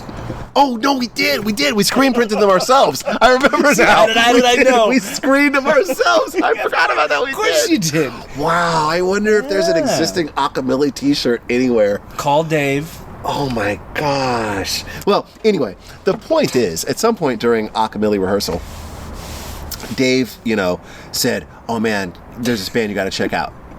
And I'm like, okay, what? And he's like, Fishbone. And at the time, I was like, Jazzer. It's like Jazzer, dude. I was like, Fishbone? Like, really? Fishbone? And he said, yeah, dude, check it out. He played me a track off of a Fishbone record called, I feel like the record is In Your Face. I think it's on In Your Face. Called Knock It. It is the funkiest, groovingest. It is so funky. And I don't know if you use music on the show or not. No, you don't? No. No. Bye-bye. If I send you the MP3, can you? Well, because we could just right now. Oh, do you have to license it? Go to YouTube. Oh yeah, I don't license. Okay. Yeah, no, I don't. Okay, there you go. Go to YouTube and YouTube. Yeah. Google. Google. YouTube. Yeah. Fishbone. Knock It. Mm-hmm. Right. So he plays me Knock It, and I'm like, this is awesome. And that was the beginning of the end right there. Like Fishbone, from that point forth, was my all-time favorite band. I probably saw them 27 times from high school through college. Like anytime they were within like a 75-mile radius of me, I'd go see them. Oh man, so good. Best live show I've ever seen. Most incredible band. Most incredible, like tight, incredible high energy. Unbelievable. So that's my Fishbone story. I went back to the Fishbone story. Mm-hmm. Now, the other story was, it was about the show. Does the band treat the songs the same? Bam. So yes, we are you mentioned not. Shout. We are Tears not for right. Fears. Right. Do you play it like that? Does it? We joke that we're like a super great cover band, but the thing is, ultimately, we all have different influences. Paul has different influences. His musical roots come from a different place than Sasha's musical roots, than my musical roots. As an example, I don't think any of my other bandmates know who Fishbone is. I don't think they can name 3 Fishbone songs. Conversely, Sasha grew up on like oddly enough, Sasha grew up playing in like a Russian super amazing rock band. Sasha played in like one of the biggest rock bands in Russian history, right? But then came out of that and was super influenced by like American like Motown, soul, and R&B. So he's a James Jamerson. I was just gonna say, thinks James Jamerson is like the best bass player to ever walk the face of the planet, right? Is he wrong? Exactly. And then Justin is like funny because Justin, our guitar player, is super like Joe Rock, come on, he's a guitar player, like all of it, all the Hendrix, all that stuff. He can do Eddie Van Halen. But is ultimately like a Southern sitting on the front porch. Yeah. Chicken picking, comes from that thing too. Mm-hmm. So it has that. So there's like this rock shredder, like Southern country influence thing that combined with him. So the point of that all is this. And this is kind of, again, getting back to my whole thing before about saying how we're a band, in the sense that at this point, Paul is a musical director. When we first started, as would be any musical director's natural inclination, they kind of want to tell you what to play. Play this, play that, play this, play that. It has grown into this thing where Paul, as a musical director, kind of trusts us to do what we do. He kind of trusts us to take the part that is on the record and then kind of make it our own. And then the fact that we all are given a little bit of leeway to do that means all of our influences go into it. So, for example, when we play Shout, it does not sound like an 80s rock song, quite frankly, or an 80s pop song, because it's automatically got a little more rock edge to it. And then I'm playing drums, and at a certain point, like literally in our performance tonight of it, I'm like open hatting it and like rocking it out. So the things that we play tend to lean towards a rock bent. They tend to have a little bit of a rock edge to it, and a little bit of a rock sort of, I mean this in a positive way, sort of meanness to it, a little bit of grit, a little bit of thing. And you being from New York, I know you understand that. Like any music born out of New York City has a little bit of that angry East Coast thing to it. Right. You know? I think that's an amazing thing, by the way. I mean, it's why Wayne Krantz sounds very different from Lee Ritenour. Mm-hmm. You know what I'm saying? And that's an amazing thing, and I love it, and I value it. Lee Ritenour. Man, amazing. Lee Ritenour's retarded. He's incredible, right? He's like the most genius. He's like super gifted. But it's in LA. It's like in LA, I'm pretty happy with my life. And there's palm trees and there's sun and the beach is 10 minutes from here. Blue skies. And it's happy. Yeah.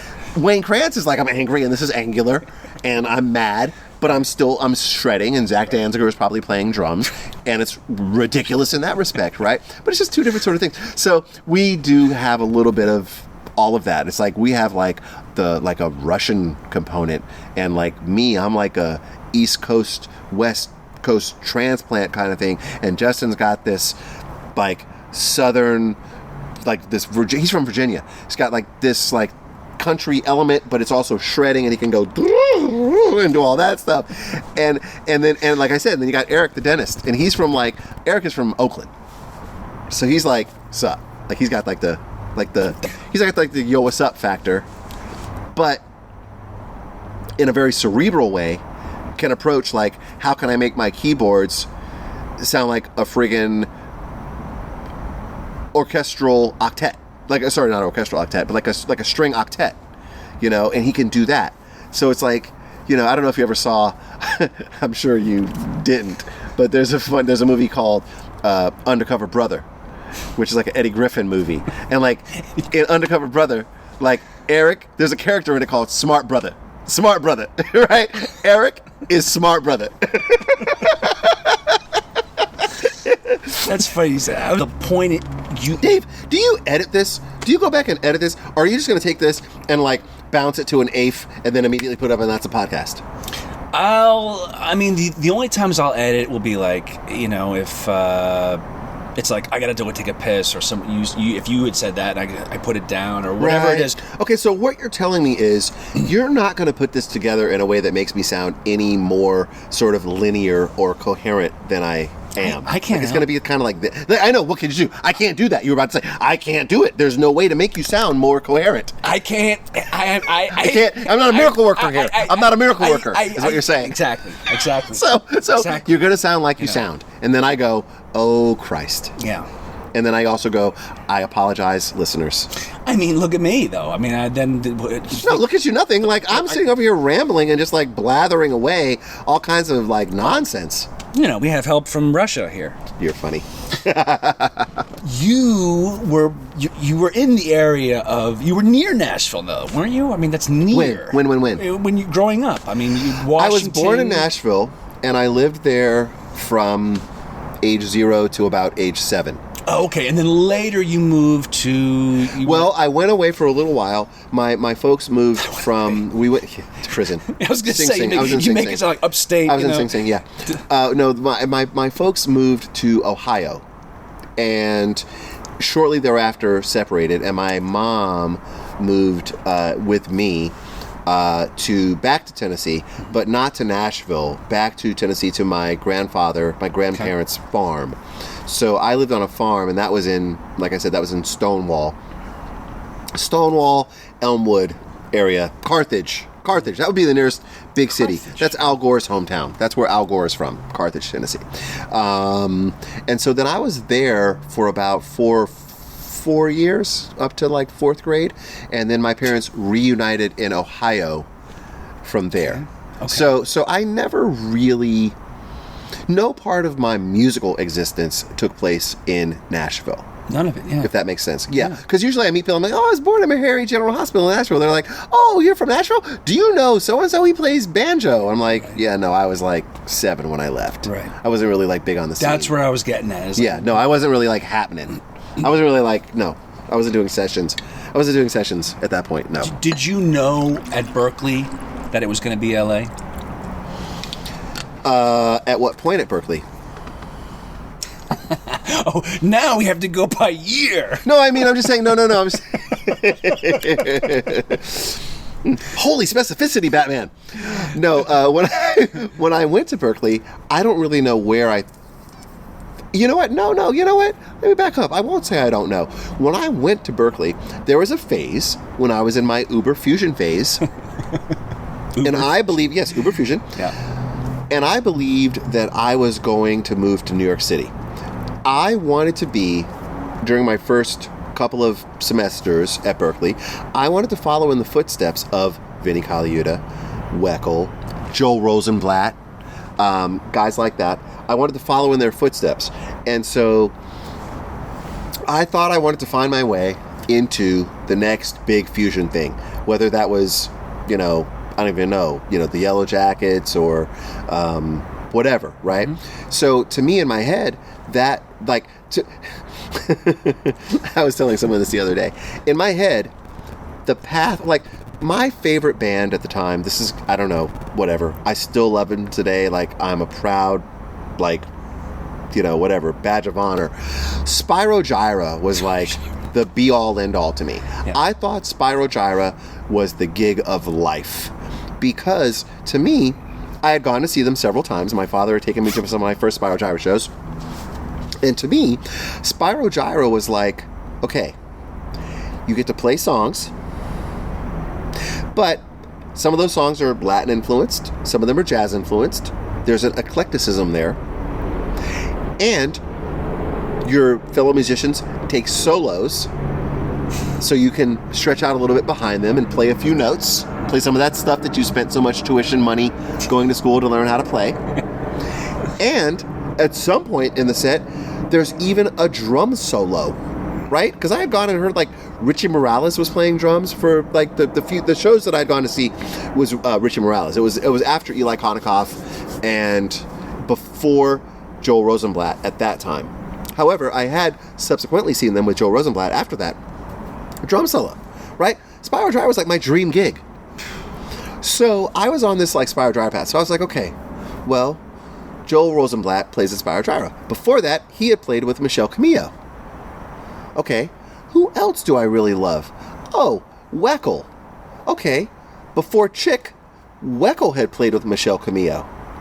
Okay, now let's even flash back a little bit more. When I was at University of Maryland, I actually went for a semester, 2 semesters, to University of Maryland in College Park, Maryland. I was a Maryland Terrapin for a year, and I transitioned. I went there as a mechanical engineering major.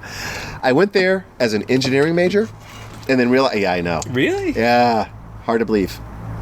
And then I was like, okay, I don't really love 8 a.m. engineering calculus. Let's just go ahead and put that to bed. So then I transitioned to be a music major. My percussion chair at that time, who was a guy named Ron Barnett, said, oh, you want to be a professional drummer? Let me show you what's up. He literally paid for my tickets and said, I'm going to take you to hear this guy. Who does he take me to hear? Playing at Blues Alley in D.C., Michelle Camillo. Who's on drums? Cliff Almond. Ah. Literally, Cliff Almond was playing. I mean, he might have been 23, 24, I don't even know, 24. He was killing. He was so good. And I have in recent history gone on YouTube and looked him up and found like recent stuff. He's so good. He's so amazing. And it's so weird that like he's not the drumming hero that he should be way up there, right?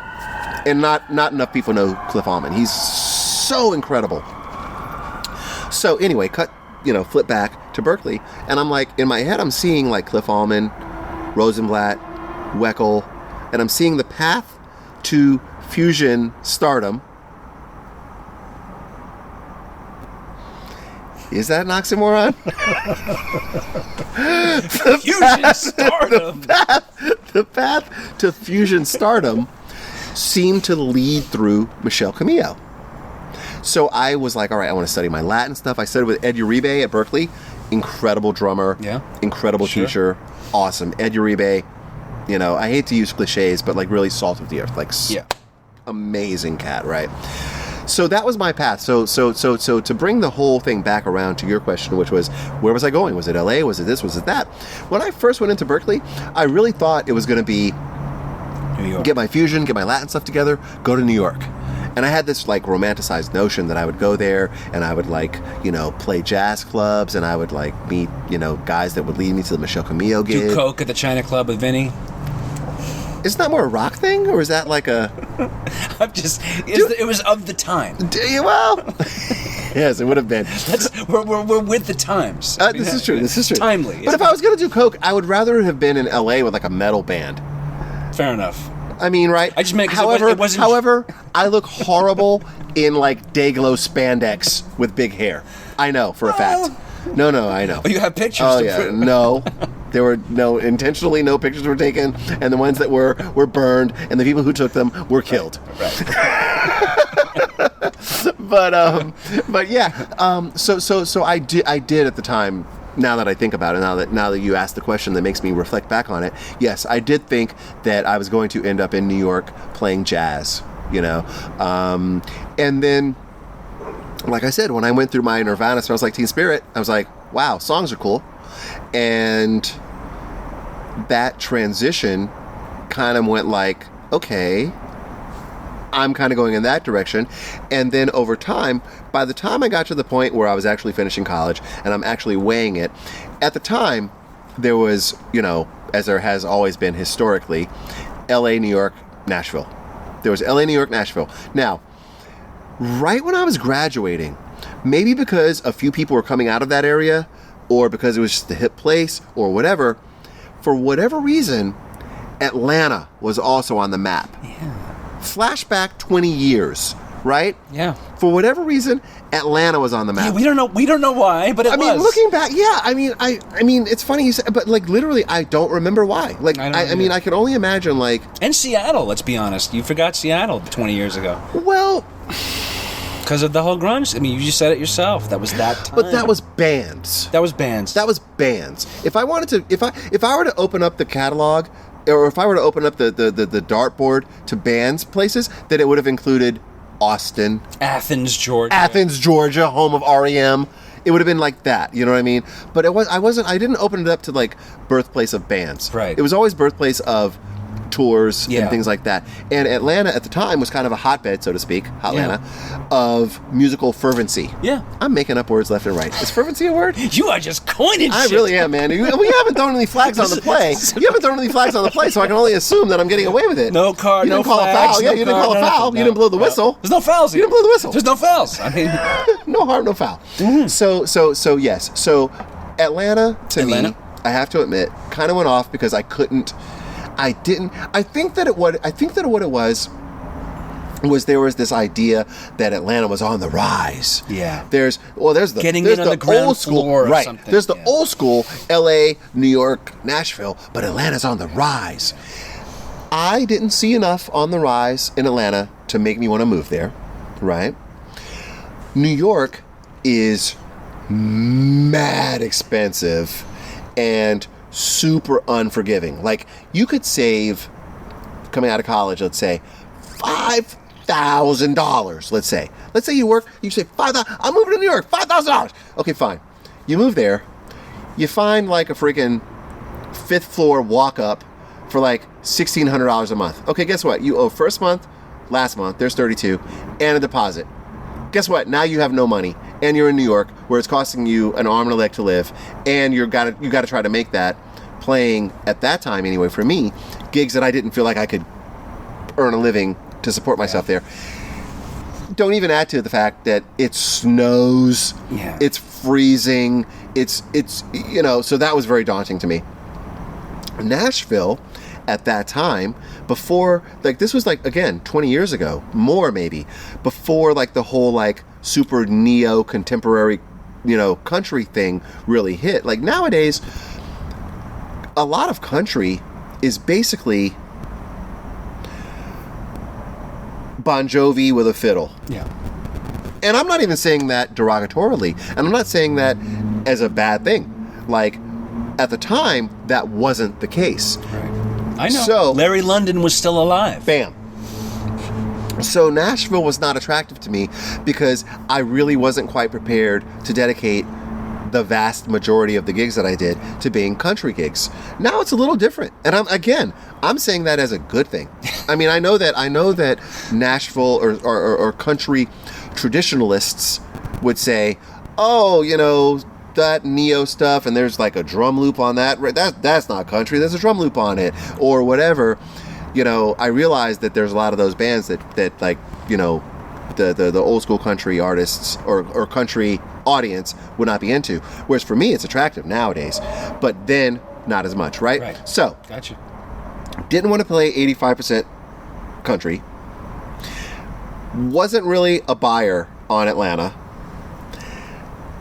Didn't want to spend my entire life savings every month on a studio apartment that I had to walk up 5 flights of stairs to and try to support myself on, playing jazz gigs. But you never did live there. And no. Just for the record. I did not. Okay. I did not. It was close, but I did not. And didn't want to deal with snow. Like, I dealt with enough snow in Boston to last me a lifetime. I still have. If I never see snow again, it'll be too soon. So with you. Okay? Now, cut to, here's LA. LA was all the way across the friggin' country, but it's gorgeous. The weather's beautiful. There's lots of stuff to do that's fun, that doesn't cost money. Go to the beach, walk down the friggin' boardwalk, right? And it seemed, I use this term sometimes and people don't always understand what I'm saying, but I mean, LA is more forgiving than New York, in the sense that if you move out to LA and you find yourself in a studio apartment in Hollywood and you're paying like $600 a month, worst case scenario, you can get a job at Home Depot and cover your rent and exist, and you're still out here in LA and it's still cool. I didn't feel like that existed in New York. I felt like in New York, you gotta get there and make a splash and blow up and get some gigs fast. Otherwise, you're getting chewed up and spit out. So, I mean, and if I can boil it all down to like a sentence, bottom line, I felt like if I have to suffer for my art, it might as well be where it's 85 and sunny every day. You know what I mean? We're not going to suffer too hard. Well, right, exactly. Worst case scenario, you don't got a gig. Okay, you get a gig somewhere, work a straight gig, and you still get to hang out at the beach, and you still get LA. So that's what drew me here, and so that's why I took the plunge. And at the time too, when I had graduated from college, man, I'm talking and talking and talking. God. Well, that's the idea. I'm annoying myself now. I'm talking so much. But at the time, I was playing with an artist named Dale Bozio from Missing Persons. Yes. And at the time, still her biggest core fan base following after the 80s, obviously, and continuing into this was like the mid-late 90s, I'm talking, was West Coast. So we would do these tours, and we would come out to the West Coast for like a month and a half, and literally tour just up and down the West Coast. So I got very familiar with being here, and I felt very much like, okay, I dig this. I dig it. So it was to the point where by the time I finally did go, like, I'm gonna make the plunge. I'm gonna take it. I'm gonna go out there. It kind of already felt like home to me. It kind of already felt like this is where I am, because I already had made a lot of connections out here. I was gonna say, you knew a lot of people. A lot of people that I had gone to school with had already moved out here. Yeah. So, Just ready to... So it seemed like a natural, you know, sort of magnetism that drew me here, if that makes sense. So, yeah. You have to ask another question now. You've asked like 2 questions, and I've talked for about 6.5 hours. Well, you know, that's the beauty, though. That's why of interviewing someone who won't shut up. It's better than just Oh man, no. I know. Yeah, what a drag that would be. No. Ooh, not really. Oh gee. What do you think? You mentioned a couple of things. Oh God, a couple of thousand things. I gotta go back to Paul Stanley. We got. Oh yes, I gotta. Please, because that's just please. Like, I'm swinging the door wide open. Like I love Paul. Was it what's his name? The guy, we got the one with the mustache. The guitar player. Who's the guitar player on that when you did the tour? With us? Yeah. Rafa Moreira? Okay. Is that who you're thinking of, or someone else? No, I was thinking of Kulick. That's who I was thinking of. Bob Kulick. Oh, Bob. Oh, God, I owe him a phone call. You just reminded me. You know Bob reminded Kulick? me I owe him a phone call. Yes. Yeah. However, he wasn't on the tour that I did. Because he was always playing with Paul, wasn't he? No, I think Bob played in Kiss for a little while. I thought like he did like studio stuff with Kiss. Like you're thinking of Bruce Kulick. Oh yeah. Oh, you're right. I'm thinking of Bruce. But I owe Bob a call. The older brother Bob with the mustache. I owe Bob a call. Yeah. Bruce was in Kiss. You're right. Right. Yeah. But Bob and I, the only gig that Bob and I ever got to play together was we did actually a Kiss Expo. Are you familiar with like what a Kiss Expo is? This is what I'm talking about. I've never been to one, but okay. For anyone, for the uninitiated, a Kiss Expo is basically satellite people who are,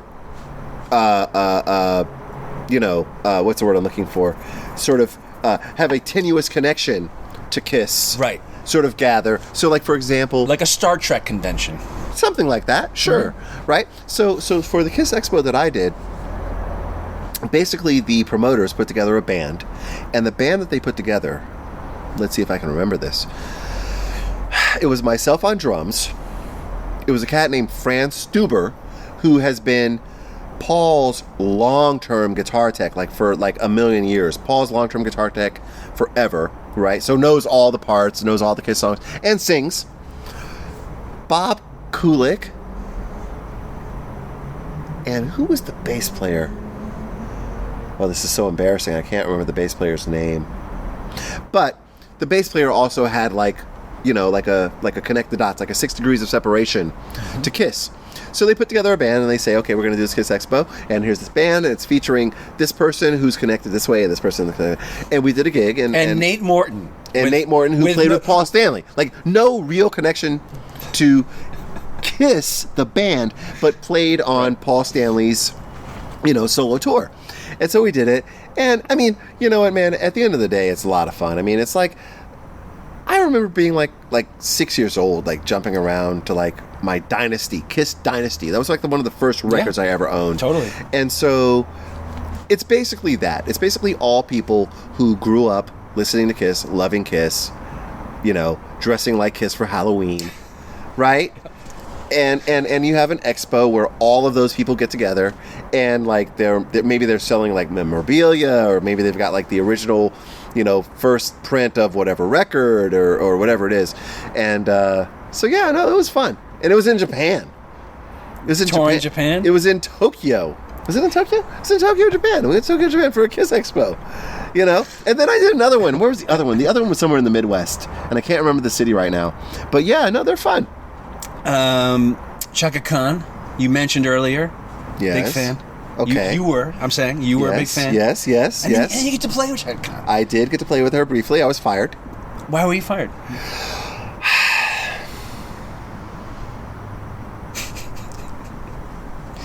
Are you thinking whether you want to tell you the truth or not, or is this... Well, I mean, let's just say... On the record? Yeah, sure, I'll say on the record. Let's just say the intersection of me and that gig came at not an opportune time in either of our timelines. Okay. Well, okay.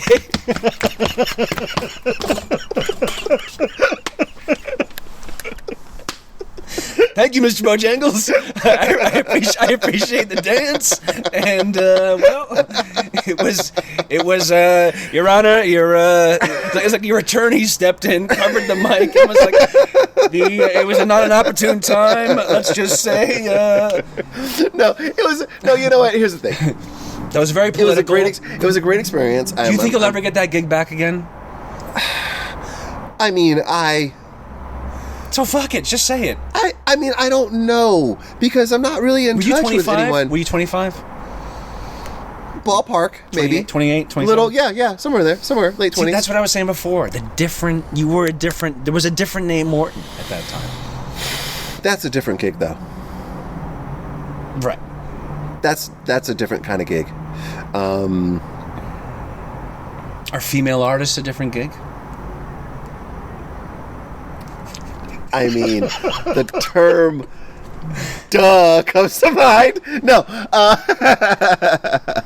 no. I mean, like I said, it was just. I mean, me doing that gig at the time, I thought I knew a lot more than I did, and I wasn't really prepared to sort of deal with the landscape of that gig. The landscape. What, Dave? The landscape. You're good, man. You gotta. I'm just saying. I'm just saying. Like, every gig has certain things, and you need to be prepared to deal with them one way or the other, and whatever those things are. And I mean, I'll be honest with you. I'll be very, very, very, very, very, very frank with you right now about this. All right. I was doing another gig at the time, and I left that other gig to go and do Shaka. And it was something that I thought that it would be different than it was. And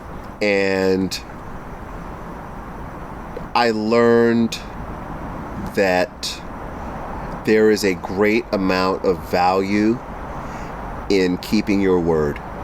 I kind of left the other gig that I was doing on sort of short notice. Okay.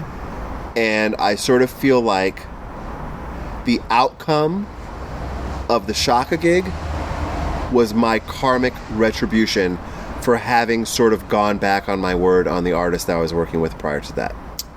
Does that make sense? It does. In this industry, you have very few things that you can really, really and truly own. And one of the things that you can really and truly own is your word. You really have to put a lot of value and a lot of import in the value, the profundity of your word. And I learned that from that experience, because I in retrospect should have perhaps given more thought to what was going to happen going forward, if that makes sense.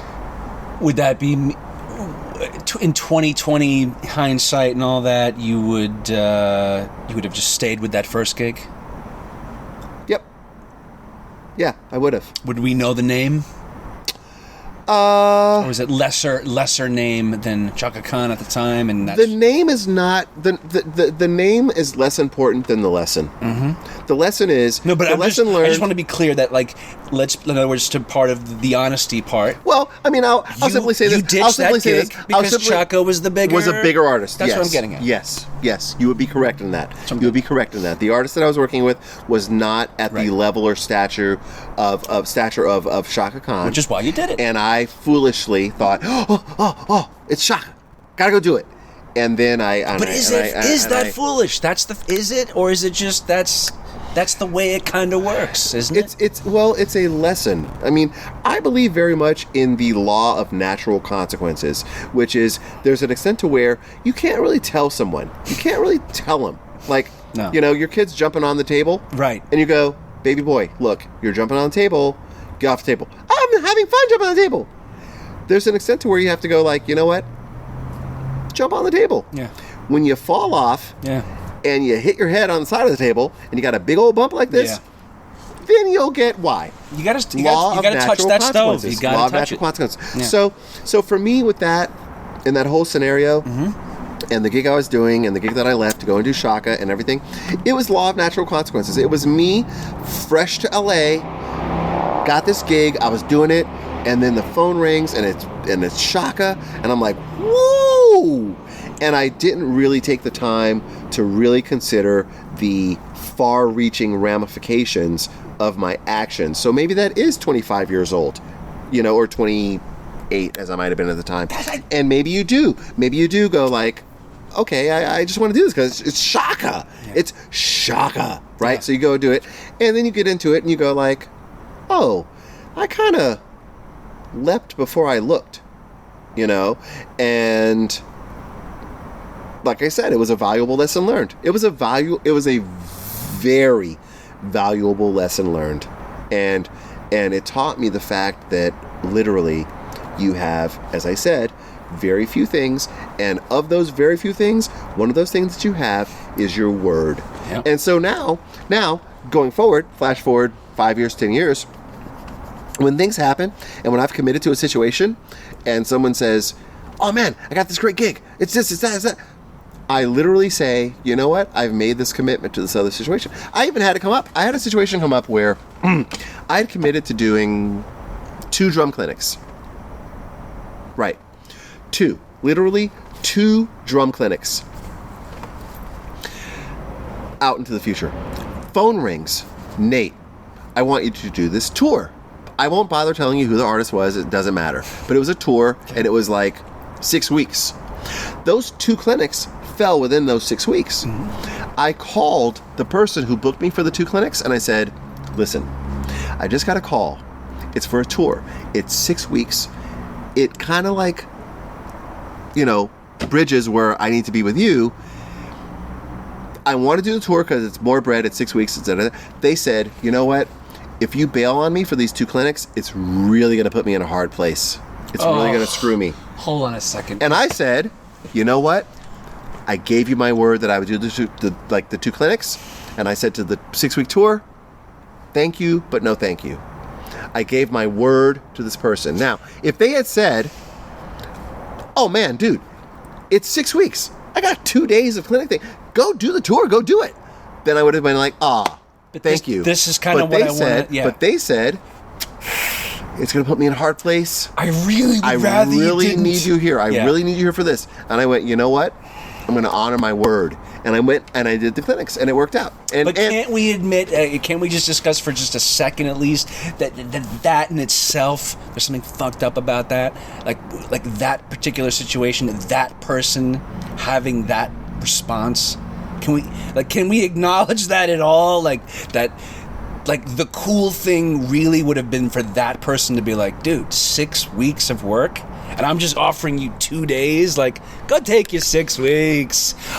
I'll find someone else for the, It's not an issue of cool or not cool. It's an issue of giving your word to someone. But it's an issue of if it was reversed. Let's reverse. I mean, let's reverse it. Let's reverse it. No. I'm gonna jump in here, Dave. Here's the thing. There are very few things that I really hitch my cart to. One of the very few things post my experience with Shaka and my life experience from whenever up to now, of the very few things that I will hitch my cart to, karma is a big one. Yeah. Now, I would like to say that of there are, like I said, there are very few things that I really believe in. And of the things that I believe in, karma is high atop the list. So, the way that whole story worked out, 6 weeks. Can I leave it? I really need you here for this. Okay, fine. I went. I did those clinics. I came back. Guess what? I get back. Phone rings. Hey, can you sub for me for Miley Cyrus? It was my buddy Stacey Jones. Stacey Jones. Right? Whom I love. Who's an outstanding player, right? He broke his wrist playing softball, right? Stacy calls me. Can you sub for me for Miley? Literally, the 4 weeks that I subbed for him with Miley turned out to be far better better situation, better gig in every way than the 6 weeks situation that I turned down. And it was during that window. It was during that time, and I got to keep my word to the person who I committed 2 clinics to. Okay. And in the end, it all shook out right. Okay. Because I feel like karma will look out for you. And I'm with you on that 100%. I guess what I'm saying is, if Nate Morton had a couple of clinics booked in, let's say, I don't know, let's say 3 weeks from now, you had, and you were going to bring a bass player and a keys player. Okay. Just throwing it out there. Okay. And the bass player calls you up tonight and he says, "Hey man, look, you know, you got me. I said yes for these 2 clinics. Right, but I got to bounce because yeah. D'Angelo called. Yeah, and there's a 6 and it's week like we're going to thing. Europe we're going to Japan for 3.5 weeks. I have or a whatever hunch. My gut tells me that Nate Morton is the cool guy who says to him, "Yeah, get your ass out of here. Yeah, go, yeah, play." Yeah, of course. You love D'Angelo.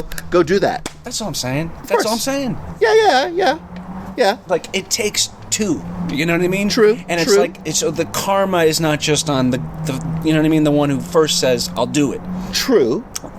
That is true. That is true. That's a good point. Yeah. But again, that's just a comparison of sort of me and my attitude and my outlook on the world versus this cat who had booked me for some clinics and so on. That's totally fair, because you're being a man. Right. You're being like just and conversely, if it was 3 days before we're supposed to leave and I'm going, "Oh, holy cow, you're really jamming me up right now," then maybe it would be different. That's different. But generally speaking, yes, my general approach is I try to err on the side of what's going to be best for, that other person or whatever. So yeah, I get that. Yeah. Because we're all in the same boat. Sure.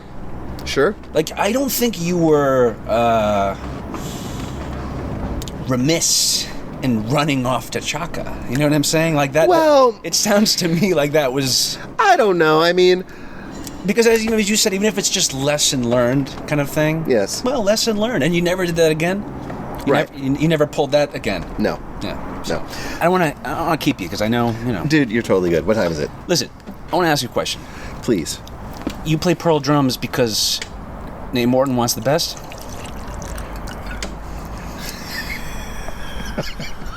Come on. That wasn't a question. No, but come on. That was a statement. You knew the reference? You play Pearl drums because Nate Morton wants the best, period. You knew the reference or not? Come on, work with me. You don't know the reference? Are you referencing a movie that I don't know? The hottest band in the world, Kiss. Remember them back of the records? Kiss uses Gibson guitars and Pearl drums because they want the best. You got me on that one. I didn't know that. I didn't know that. I have been outed. I have been outed right now. See, that's damn it! I don't really want to talk about Pearl drums. I just wanted me. Yeah, man. See what I did there? Yeah, I did see. Come on. All right. Billy Crystal from what's that movie? See what I did there? What is that movie? See what I did there? That was Mr. Saturday Night. Mr. Saturday Night. I do that all the time. Mr. Saturday Night. It's so good. See what I did there? It's called Lead Away. That's one of the best movies ever. Oh man, yeah, you got me. No, I didn't know. Shucks. Well, it's okay. Damn it. It's okay. I'll edit that out. Okay, what do you got? Come on, Dave. Bring it to me. No, you mentioned. No, wait, hold it. Natalie Cole. Yes. Natalie Cole. Yes. I mean, that's no. Natalie Cole. I feel like I'm on Charlie Rose. Hang on. You're so New York. Wait, let me do Charlie Rose. Natalie Cole. Totally, dude. Right. So one of my heroes. Yes. Who? Charlie Rose or Natalie Cole? Or both? It's okay. Charlie Rose. Okay, there you go. Charlie Rose. So, when I worked with Charlie Rose, what? No, sorry. When I worked with Natalie, I mean, the one thing that sticks out in my head, like, okay, first of all, when I was playing with her, it was following the unforgettable Resurgence, right? The Resurgence. It was that time? It was all, yes. And it was all like the big band stuff. And I'm so not a big band drummer. So really what that gig was to me was literally, I've talked to like Gail Diedrich, who was the MD at the time. I've talked to her like at great length about it, and Terry Trotter, who was the piano player at the time. I think Gail is still there. I think she's still the MD. it was very much a jazz immersion summer camp of sorts for me, because honestly, I never really felt like, I never grew up like I'm going to be a big band drummer. Like I never grew up like, oh man, this is my heart and soul, I'm a big band guy, I want to play like big band drums, I want to get the gig with Maynard Ferguson and play big band charts for the rest of my never. So when Gail called and was like, hey, you know, I got your number from so and so, can you come and do this gig with Natalie Cole? I was like, what a refreshing challenge this is going to be. And like literally I went out and bought like a full black suit. I bought like a black suit. I swear to God, man, I bought a suit, and I went out and I found like a drum kit that like had smaller sizes than what I was because I was like playing like big rock drum sizes. I found like a 20-inch kick drum. 2012-14? Yes. And like got all that, and I was really, and went to like Zildjian and like found like jazz cymbals, got like Constantinople. Like I really threw myself into it and really researched it, and really like would get my snare drum and just go into like a closet with my snare and just play brush patterns on my snare. Like it was like, okay, my dad is a guy who went through college. He got a graduate degree. Sorry, he got an undergrad degree. Then he got his bachelor's, like a grad degree. Or sorry, I'm messing this whole story up. He got his undergrad degree. Then he got his master's, like a post, a graduate degree. Thank you. Then got his PhD. Then after he had run out of all that stuff, he went and he actually did something at Harvard called a postdoctoral study. Right, exactly. A postdoctoral study is basically when you've run out of all the college that there is to go to anymore, here's some more college you can go to. We'll call it a postdoctoral study, right? So, cut back to Natalie. Natalie, after having gone through all of Berkeley and gotten a degree at Berkeley, undergrad degree at Berkeley, Natalie was my postdoctoral study. Like she was my she was like a grad degree in jazz studies, right? It was a super immersion into reading big band charts, like having to swing, right? It was like a completely foreign world to me. So I super enjoyed the being pushed into the deep end and having to learn to swim or drown kind of thing. So it was a really, really, really great experience. It was extremely challenging because it was, a style that I had up to that point not really thrown myself into. And it was an environment where I'm playing with like actual like jazz guys. And so it was literally me on the gig every day, putting on my suit and putting on my tie and putting my dreads, I had long dreads at the time, in a ponytail, and going out there and trying my best to, convince people, not just the audience, but even my very band members, that I was a jazzer. And I mean, it was a trial by fire, to say the least, And literally, like I said, we would do sound check on a gig, right? So we're playing in, let's say, Tempe, Arizona, and sound check is from 1 to 3. The gig is at 8. Sound check ends at 3. Everyone else goes back to the hotel. I pulled my snare drum off my kit, and I went and I found a broom closet, and I put it on a box in a broom closet, and I played brush patterns from 3 to, gig is at 8, maybe, from 3 to 7, when I had to leave to go dress. And then I went and I played the gig. So my tenure on that gig was a great education for me. So if I had to crystallize the Natalie Cole gig in one word, it would be education. And how long was that gig?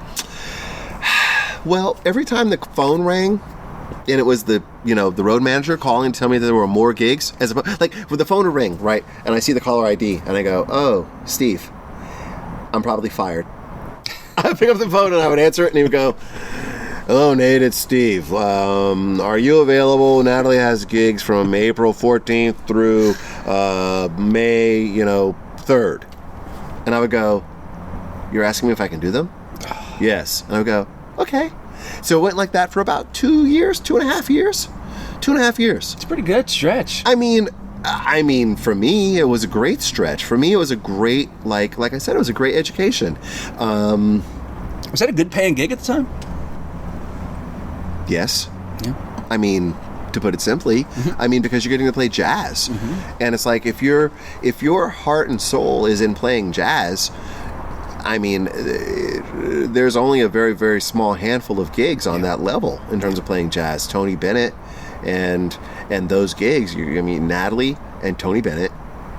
And Natalie and Tony Bennett. I mean, you know, so yeah, no, it was great. And Natalie was awesome. Like, literally, I remember being like sitting at a dinner with Natalie. It's like the whole band and Natalie. And she's like, you know what?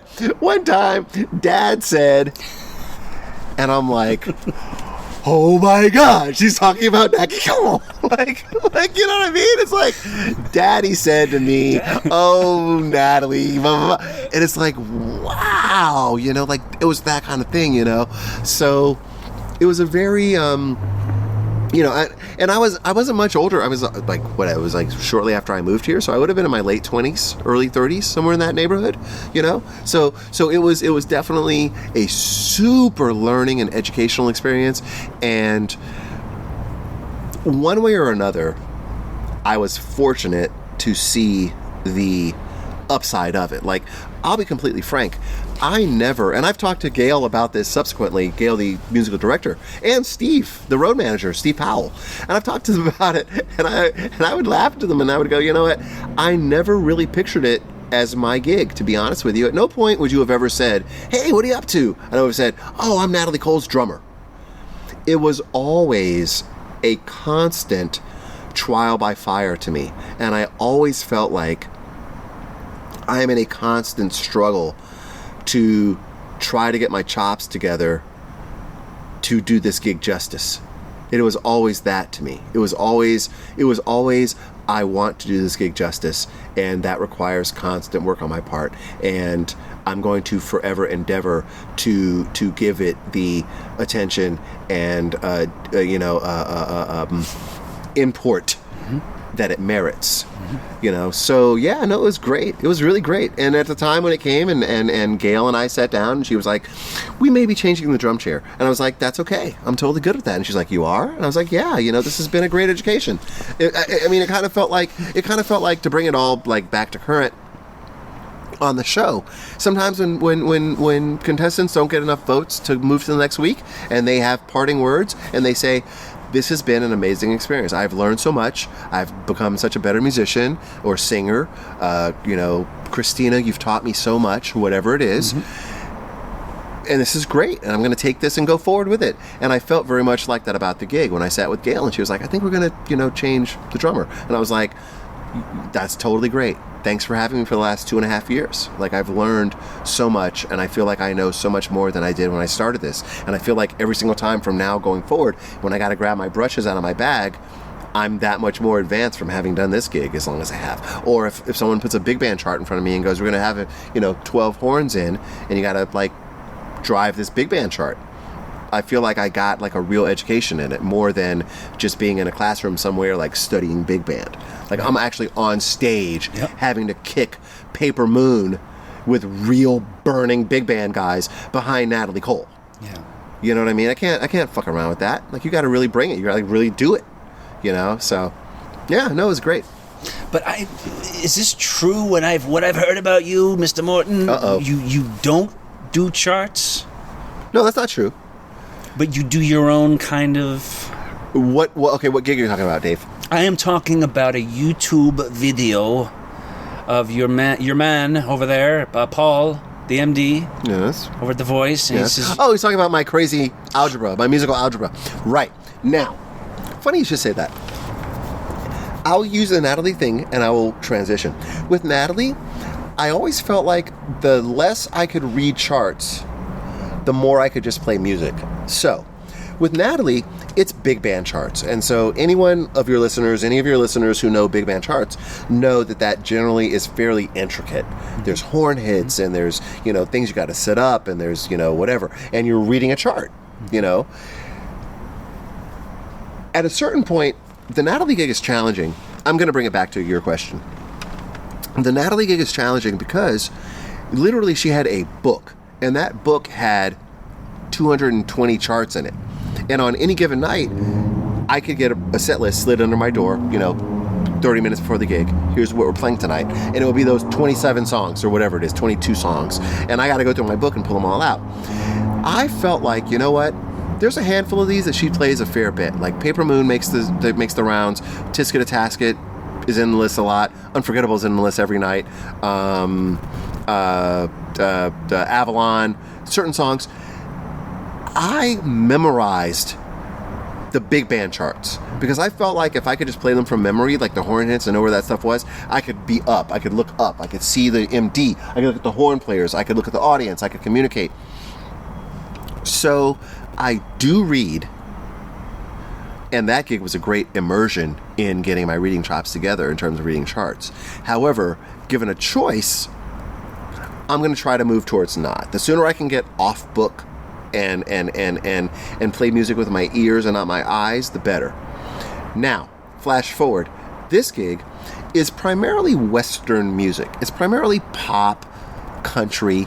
We're not playing crazy odd meters generally. Right. We're not playing... It's not the Alan Holdsworth gig, right? So, for the most part, fairly straightforward and simple arrangement charts will get me through it. I don't have to transcribe note for note the drum part exactly. And that kind of gets back to the issue of Paul as a musical director and what I was saying earlier, which is that he kind of lets us live within our world and bring what our world is into what that is. Paul's not looking at me going like, hey, you know what? I'm pretty sure on the 7th bar of that phrase, it's a low tom, not a high tom. Right.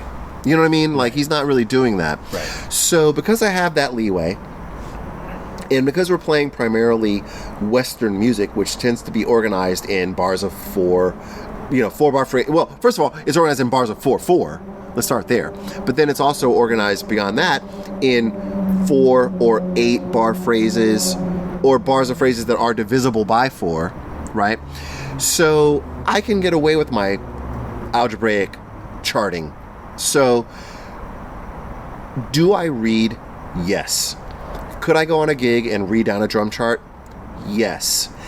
Have I sort of over time evolved this, I don't even know, musical algebra that allows me a sort of shorthand to get through primarily Western and pop music? Yes. Do I feel like the sooner I get off book, the sooner I can play music and not worry about what the numbers are or how many bars or what it is? Absolutely. Like, I'm going for this thing of where, I would love to be able to internalize it all and always play it just from the heart.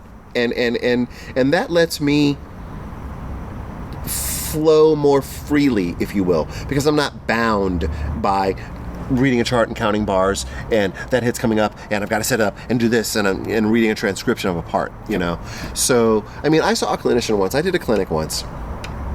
And one of the other clinicians on the bill with me was a cat who was on another similar gig where lots of music is involved. And they said, and this is not a wrong or like a right or a wrong statement. It's not a, what's better, what's worse, nothing. It's simply a question of your musical disposition, if you will. Their point was, I play so much music in this particular thing that I do,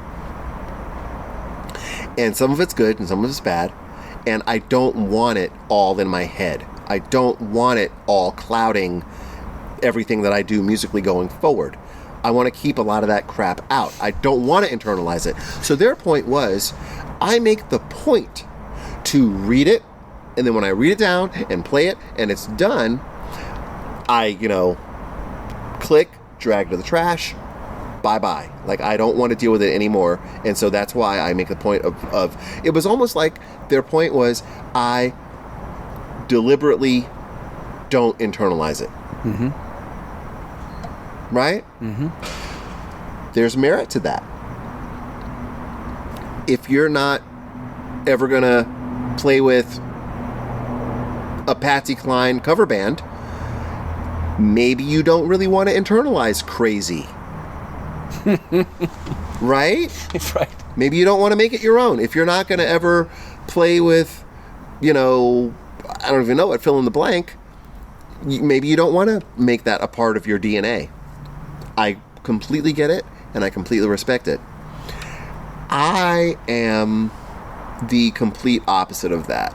To me, whatever it is, if it's Frank Sinatra, or if it's Incubus, or if it's Sublime, or if it's 311, or if it's Whitney Houston, or if it's Patsy Cline, I want to absorb it and I want to internalize it so that when I play it, I can put myself in the head of playing with that artist and not worrying about the music. So, what's the whole point of that? The whole point of that is I make my little algebra. I make it as simple as I can because I don't want a bunch of detailed notes. I want the rough overview, right? Because the less detailed notes there are, the less I'm chained to constantly regurgitating. Mm-hmm. And the sooner I can get away from verbatim regurgitation and move to, I know the song now. Yeah. I'm just going to play the song. Yeah. So that's what I'm going for pretty much at all times. So the end result is I've constantly got like about 9 million songs rotating through my head that I've, at some point or other made it a point to internalize.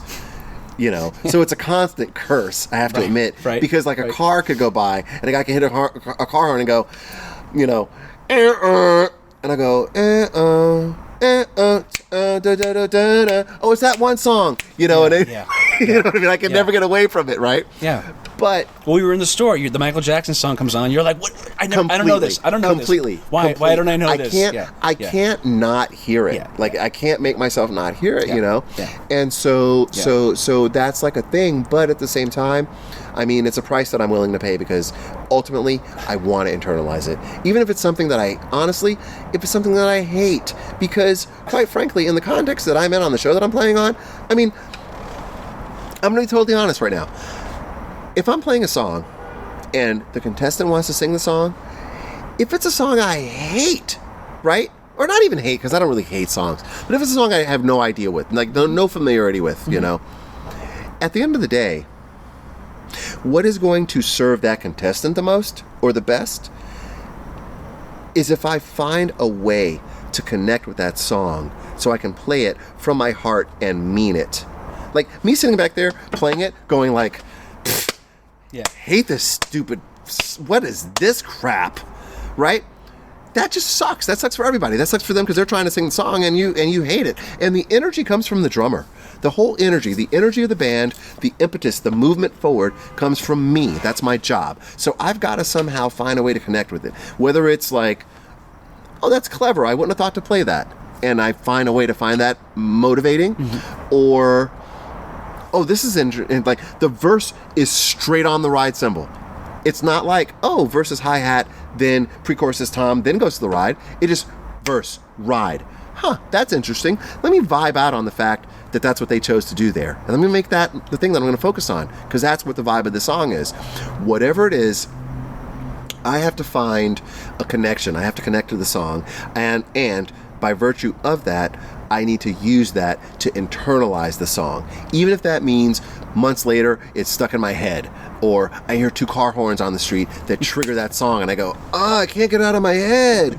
It's my curse. It's the way that I view it. Yeah. I can't view it like a throwaway. No song that I ever play on the show is a throwaway. And by virtue of the fact that we do thousands of songs on the show, that means that none of those thousands are throwaways. That also means that all of those thousands in some fragments or some, pieces or whatever are still floating around in my head all the time.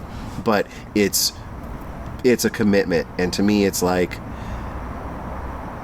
I owe that. It's like an integrity situation. I owe that to the person who chose to do that song. What Paul said was you could hear a song once and you pretty much got it. That's true? He's being nice. He's nice. Flattering me. He's flattering me. My musical notation is a thing that I can put down pretty fast. And so I pride myself on being able to hear it once and put down my little notation. Are you doing notations while listening? Is that? I listen to it usually, once, and then I do my little. You listen once, chart down. like you're just listening and then write, or no, I listen and I chart down. You're charting while writing. But again, I benefit from the fact that we're doing primarily Western music, right? So the intro is probably going to be 2 bars or 4 bars. The verse is probably going to be 4 bars or 8 bars. Right. The pre-chorus is probably going to be 4 bars. The chorus is probably going to be 4 bars or 8 bars. So that's my template that I'm going from. Now, sometimes I run into little issues, like maybe the chorus is 8 bars with a bar 2.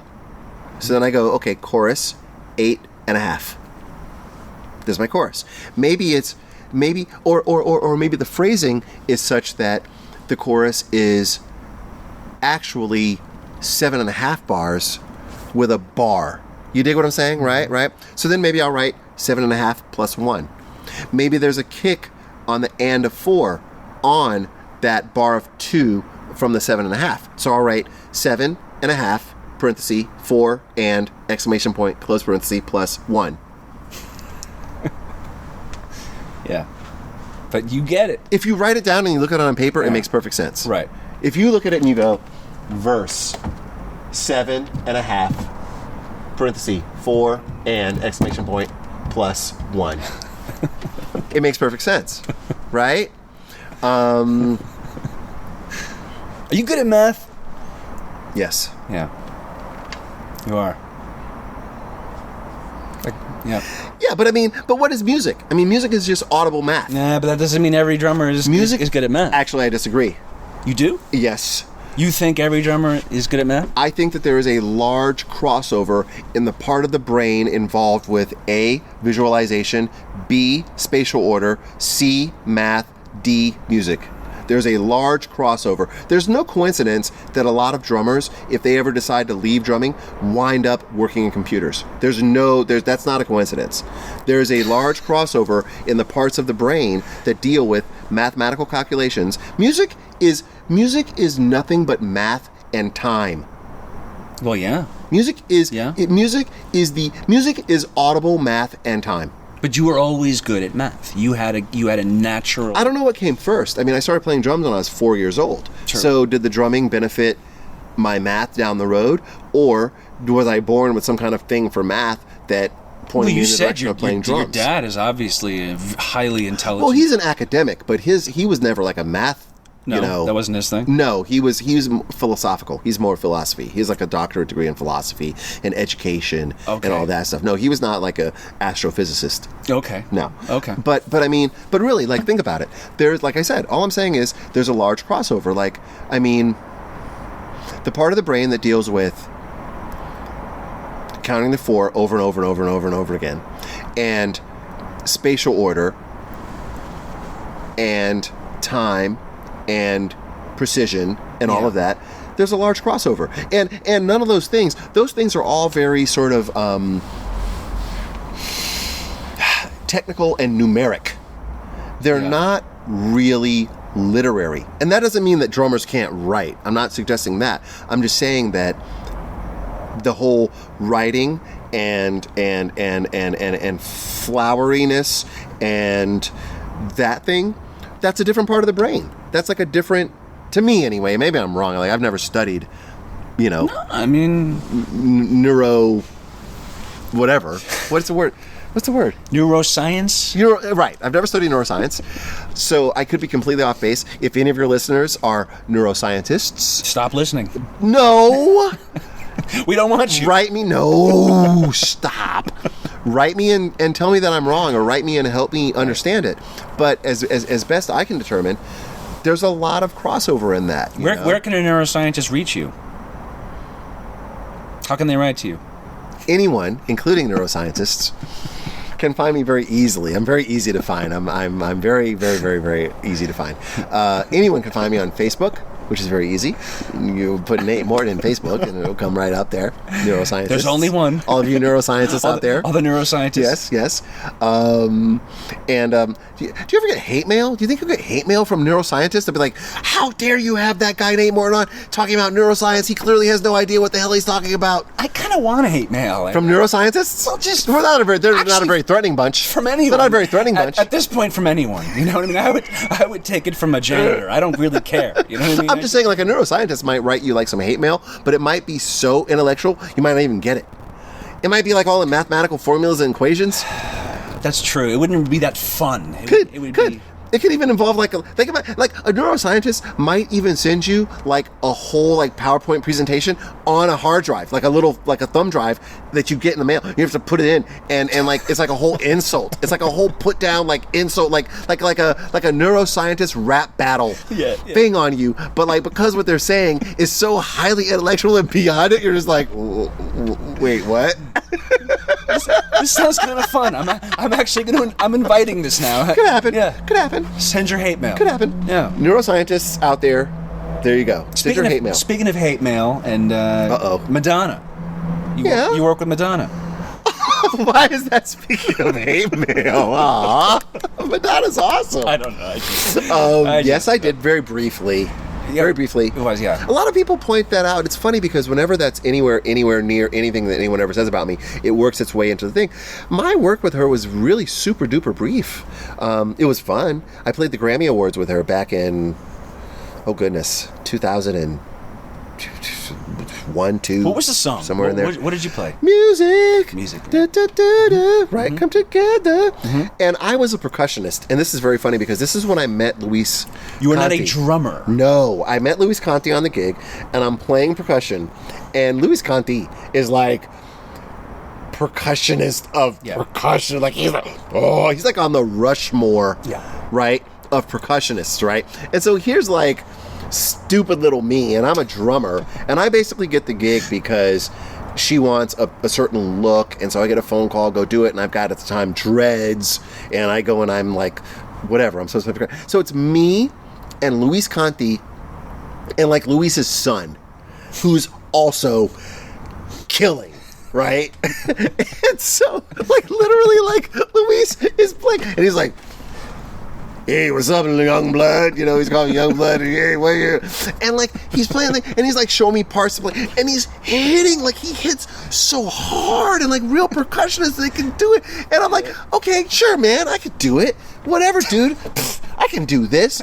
And I'm playing djembe, dude. And I'm trying to hit the djembe, Dave. I mean, okay, I'm going to be honest with you. 2.5 minutes in, my hands were like ground beef, right? And I'm trying my best to play because I want to impress him so bad. And I know that he's like a god of gods, you know, in that world. And I'm like, I want to impress Luis Conti, and I'm playing, and I'm hitting so hard, and like literally I'm crying. And if you had seen me, it would have been like, wow, he's so into it. And it's like, no, like I can't feel the tips of my fingers anymore, and I'm trying to play, and my hands are bleeding. And Luis had like no mercy on me. He's like, you can't lighten up now. We're only in hour 3. We're gonna be here for 8 hours. And I'm like, oh my god, I'm just like dying. And he and I have laughed about it since. But it's like, it was so obvious to him that I was a drummer. Like, it was so obvious to him that I was like a drummer and not a percussionist. And he just took every opportunity to just like kill me. Oh my god. But yeah, but the experience as a whole was a great experience. What does that do for the resume? What's that like after you work for Madonna and you can throw that out? Well, no, well, you know what? Here's the funny thing. I gotta be honest, I've never had that, ever. I have never been I don't even know what you call it, like a resume hound. Like, I've never been, like, I was playing a jam session one night at the club, and Herbie Hancock happened to walk in. And he sat down, and he sat in with the band, and I'm playing drums, and we played 4 songs. Herbie Hancock is not on my resume. Yeah. At no point in time would anyone have ever asked the question, who is Herbie Hancock's drummer? And the answer have been Nate Morton. At no point in time would that ever have been the case. Therefore, I cannot, in clear conscience, put Herbie Hancock on my resume. Same thing goes for Madonna. At no point in time would anyone have ever said, who's Madonna's drummer? And the answer have been Nate Morton. Therefore, I put her on my resume, but I put it very specifically, played percussion one time with Madonna on one performance ever. So I never walked through the door. Uh-oh.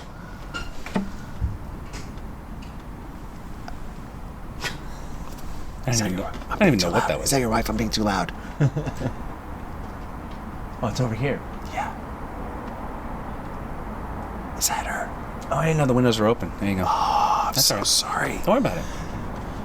Don't worry about it. I'm so loud. Nah.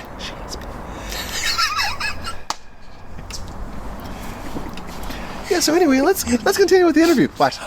Nate, I'd love to have you back sometime. Exactly, but exactly. No, I'm going to be like, so Dave, anyway, so I never would add her. So quite frankly, even on the show, I've been so fortunate to play with like so many Smokey Robinson. Yeah.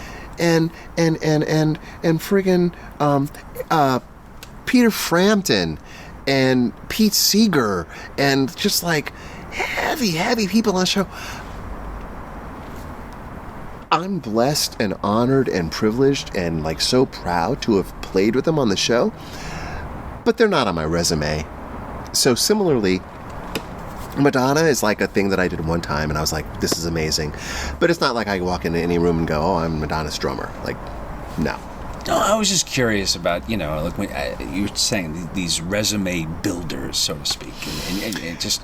I sooner, what's funny? I sooner consider, even though I never ultimately considered it, quote unquote, my gig, I sooner consider Natalie that because it lasted for 2.5 years. Sure, absolutely. You know what I mean? Yes, and I really labored. Like the sweat of my labor, like went into that gig, and my heart and soul and creativity and real work went into that gig, and me trying to make a serious contribution and being involved in that gig. Yeah. But I have no ill will about the whole Madonna thing. Like, Madonna's awesome. Like, I don't know, I don't really pay too much attention to like dramas. I'm too old. I'm too old for dramas, so I don't pay attention to like dramas. Yeah. But what I can tell you is that working with her, I really got like, she's one of these people, Paul Stanley is another one, where when you meet them, you immediately get like why they're who they are. Like, there's no question. It's like they're just on a different thing. Paul Stanley, let me tell you a quick story about Paul Stanley. So we're in like rehearsals with Paul, right? And we could do a whole other interview where I just sit here and extol the virtues of Paul Stanley because he's just that amazing. I swear to God. And I'm not trying to kiss his butt and whatever. The guy's just on another level. Like, he's just on another level. He walks into rehearsal and we're playing and we're doing whatever song we're doing, Million to One or whatever we're doing. And he's screaming his head off. He's like, you would think he was playing Madison Square Garden. And we're in like a little rehearsal hall at SIR in Hollywood, right? And so we finish the song. And Paul Merkovich, our musical director, says to Paul Stanley, hey, Paul, we're going to be in here for like a few weeks rehearsing for this tour, man. You don't got to go 100% and like blow your voice out and like, whatever. We're going to be in here for a while. You can take it easy. Literally, Paul Stanley goes, listen, man, I got 2 speeds, on and off. That was it. On and off. So if there's one person in the room, or no people in the room, or 20 people, or 20,000 people, or 200,000 people, it's on or it's off. And if it's on, it's always 100% on. And it's, I'm going for it. I'm trying to kill this right now. I don't care. And that says a lot about who he is and why he is who he is.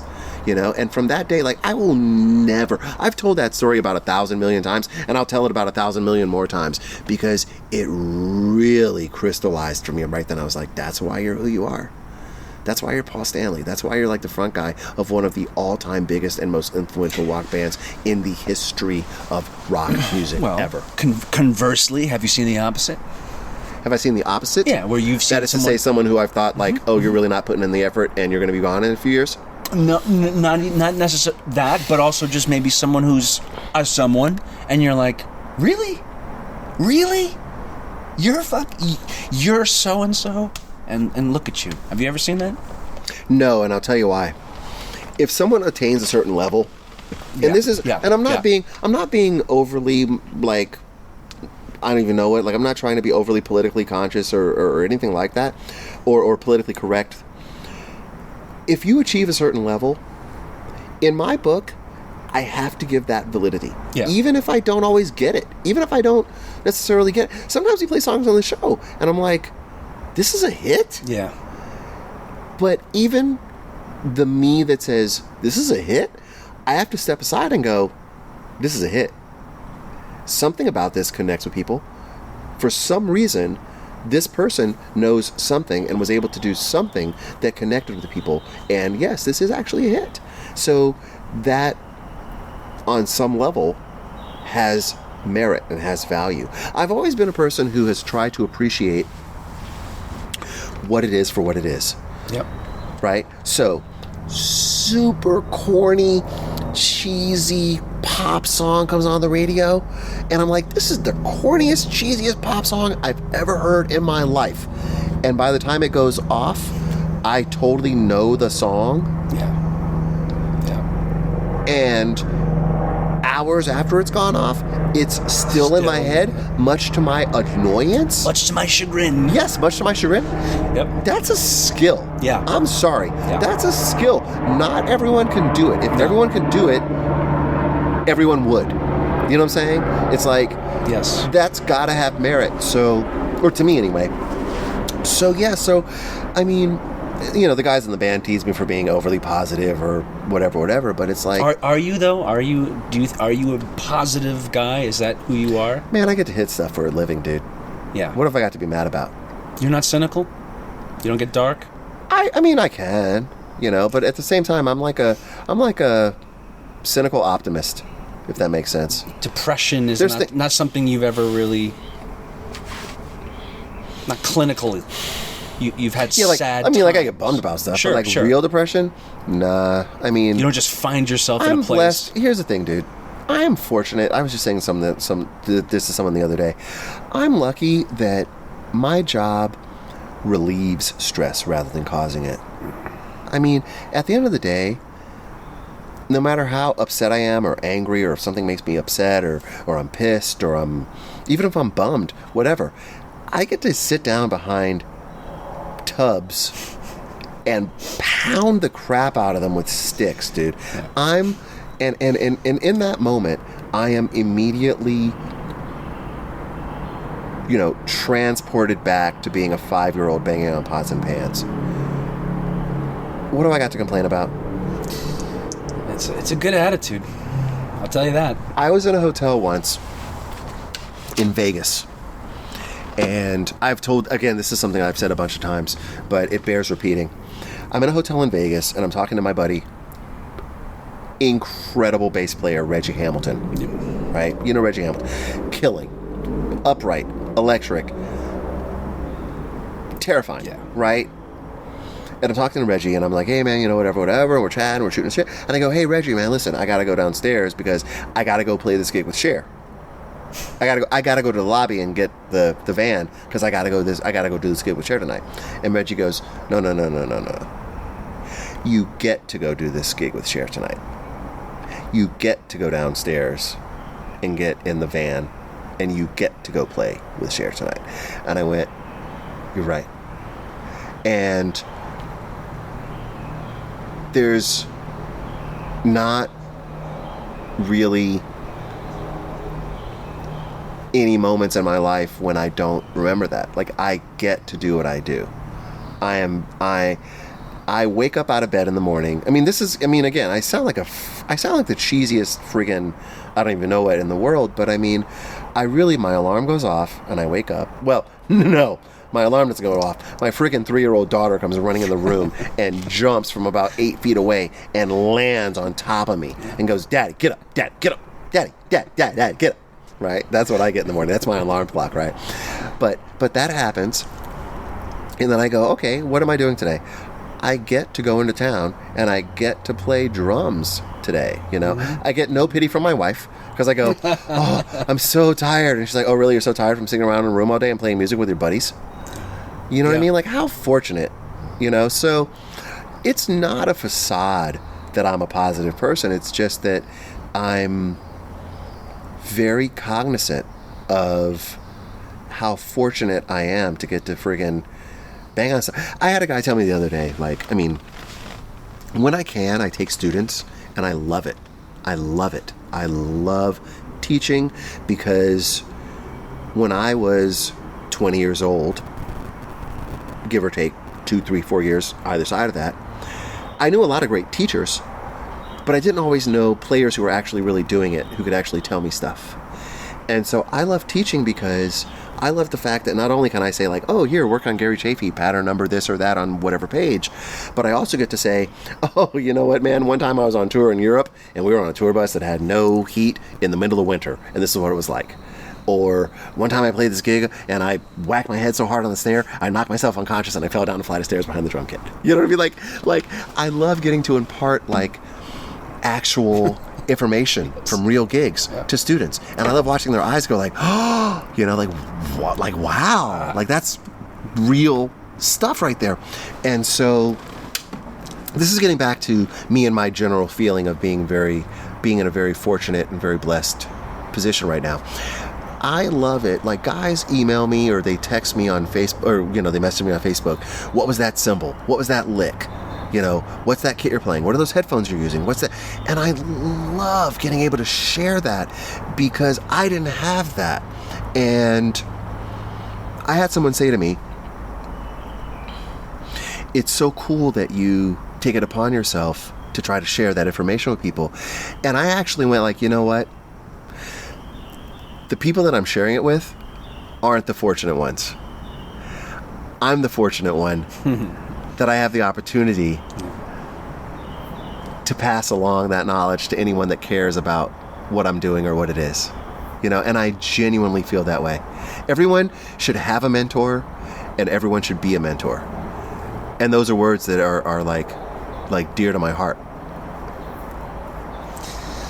Sorry, I didn't mean to get all cheesy right then, but I really mean it. I mean, I really enjoy teaching. I really enjoy getting to share knowledge. I'm very blessed that I've had a life of experiences that I get the opportunity to convey to people and pass along to the next generation, as they say. Mm-hmm. You know, it's a good attitude.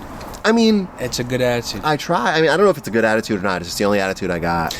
You know, I just wanted to say, too, that I think we first got in touch. I mean, I was thinking about that. It could have been even over a year ago. I don't remember. It was a while ago. It was a while. May have been more than that. Because I think when we first got in touch, I think it may have been over a year ago. Well, Nate called me up and he said, listen, man, I'm going to be straight with you.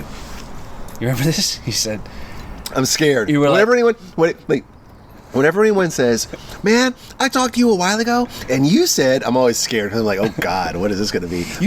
You said, Dave, go fuck yourself.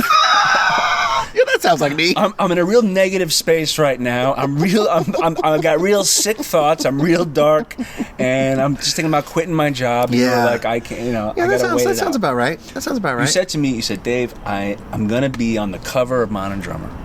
Do you remember this? Well, do you remember this phone call? Well, I do remember that. Yes, I was going to be on the cover. I remember that. And did I say something like, I really want to do an interview with you, but at the moment I can't do anything because this interview is coming out, and they would prefer that I not cloud that right now. Exactly. Okay. And I just thought, man, what a pompous ass. No, what a pompous ass. It was like, thank you for being fucking honest. I was just honest with you, right? You know I remember that. Thank you for just saying it. Right. Like, this is why. Right. You know? Because you remember, you were like, I hope you understand. Please don't think I'm a dick. I was like, dude. How in my head I'm going, how can I say this without coming across like a total douchebag right now? Well, there's this magazine. Yeah. There's this little magazine. Kind of gonna be doing the cover story of it. A little pamphlet. Yeah. Called Morton Drummer. Yeah. Well. Yeah. Anyway. Well. Yes. Yeah. Well, so. I'm glad. I mean, it may have taken a little while, but I'm glad we got to hang and chat. Took a while, but it was worth it. And yeah, man, you know. Clink. Cheers. Thank you, Nate Morton. Gentleman, a scholar. I don't know about either of those. A drummer. I'll go with that. I'll go with drummer. I'll go with, like, generally tries to be a nice guy. I'll go with that. Doesn't always pan out. No. Sometimes I'm dick. Sometimes I'm dick.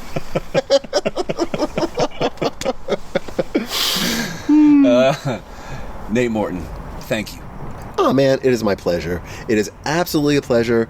I am flattered that anyone A, knows me, B, cares about anything that I say. That's the truth. That's the truth. Dude, listen to me. You don't even get it, Dave. You think I'm joking. Like, I think people think that I'm joking, but like literally I am literally 5 years old, banging on pots and pans with wooden salad spoons. And I'm very blessed and very fortunate that I get to do that in front of people, and people care and ask questions about it. And I'm blessed to get to pass along or impart any knowledge that I've gained in the 3.5 plus decades of doing that, you know. So I mean, really, thank you for having me. That's all. Thank you. There you go. I did that. What? Do it.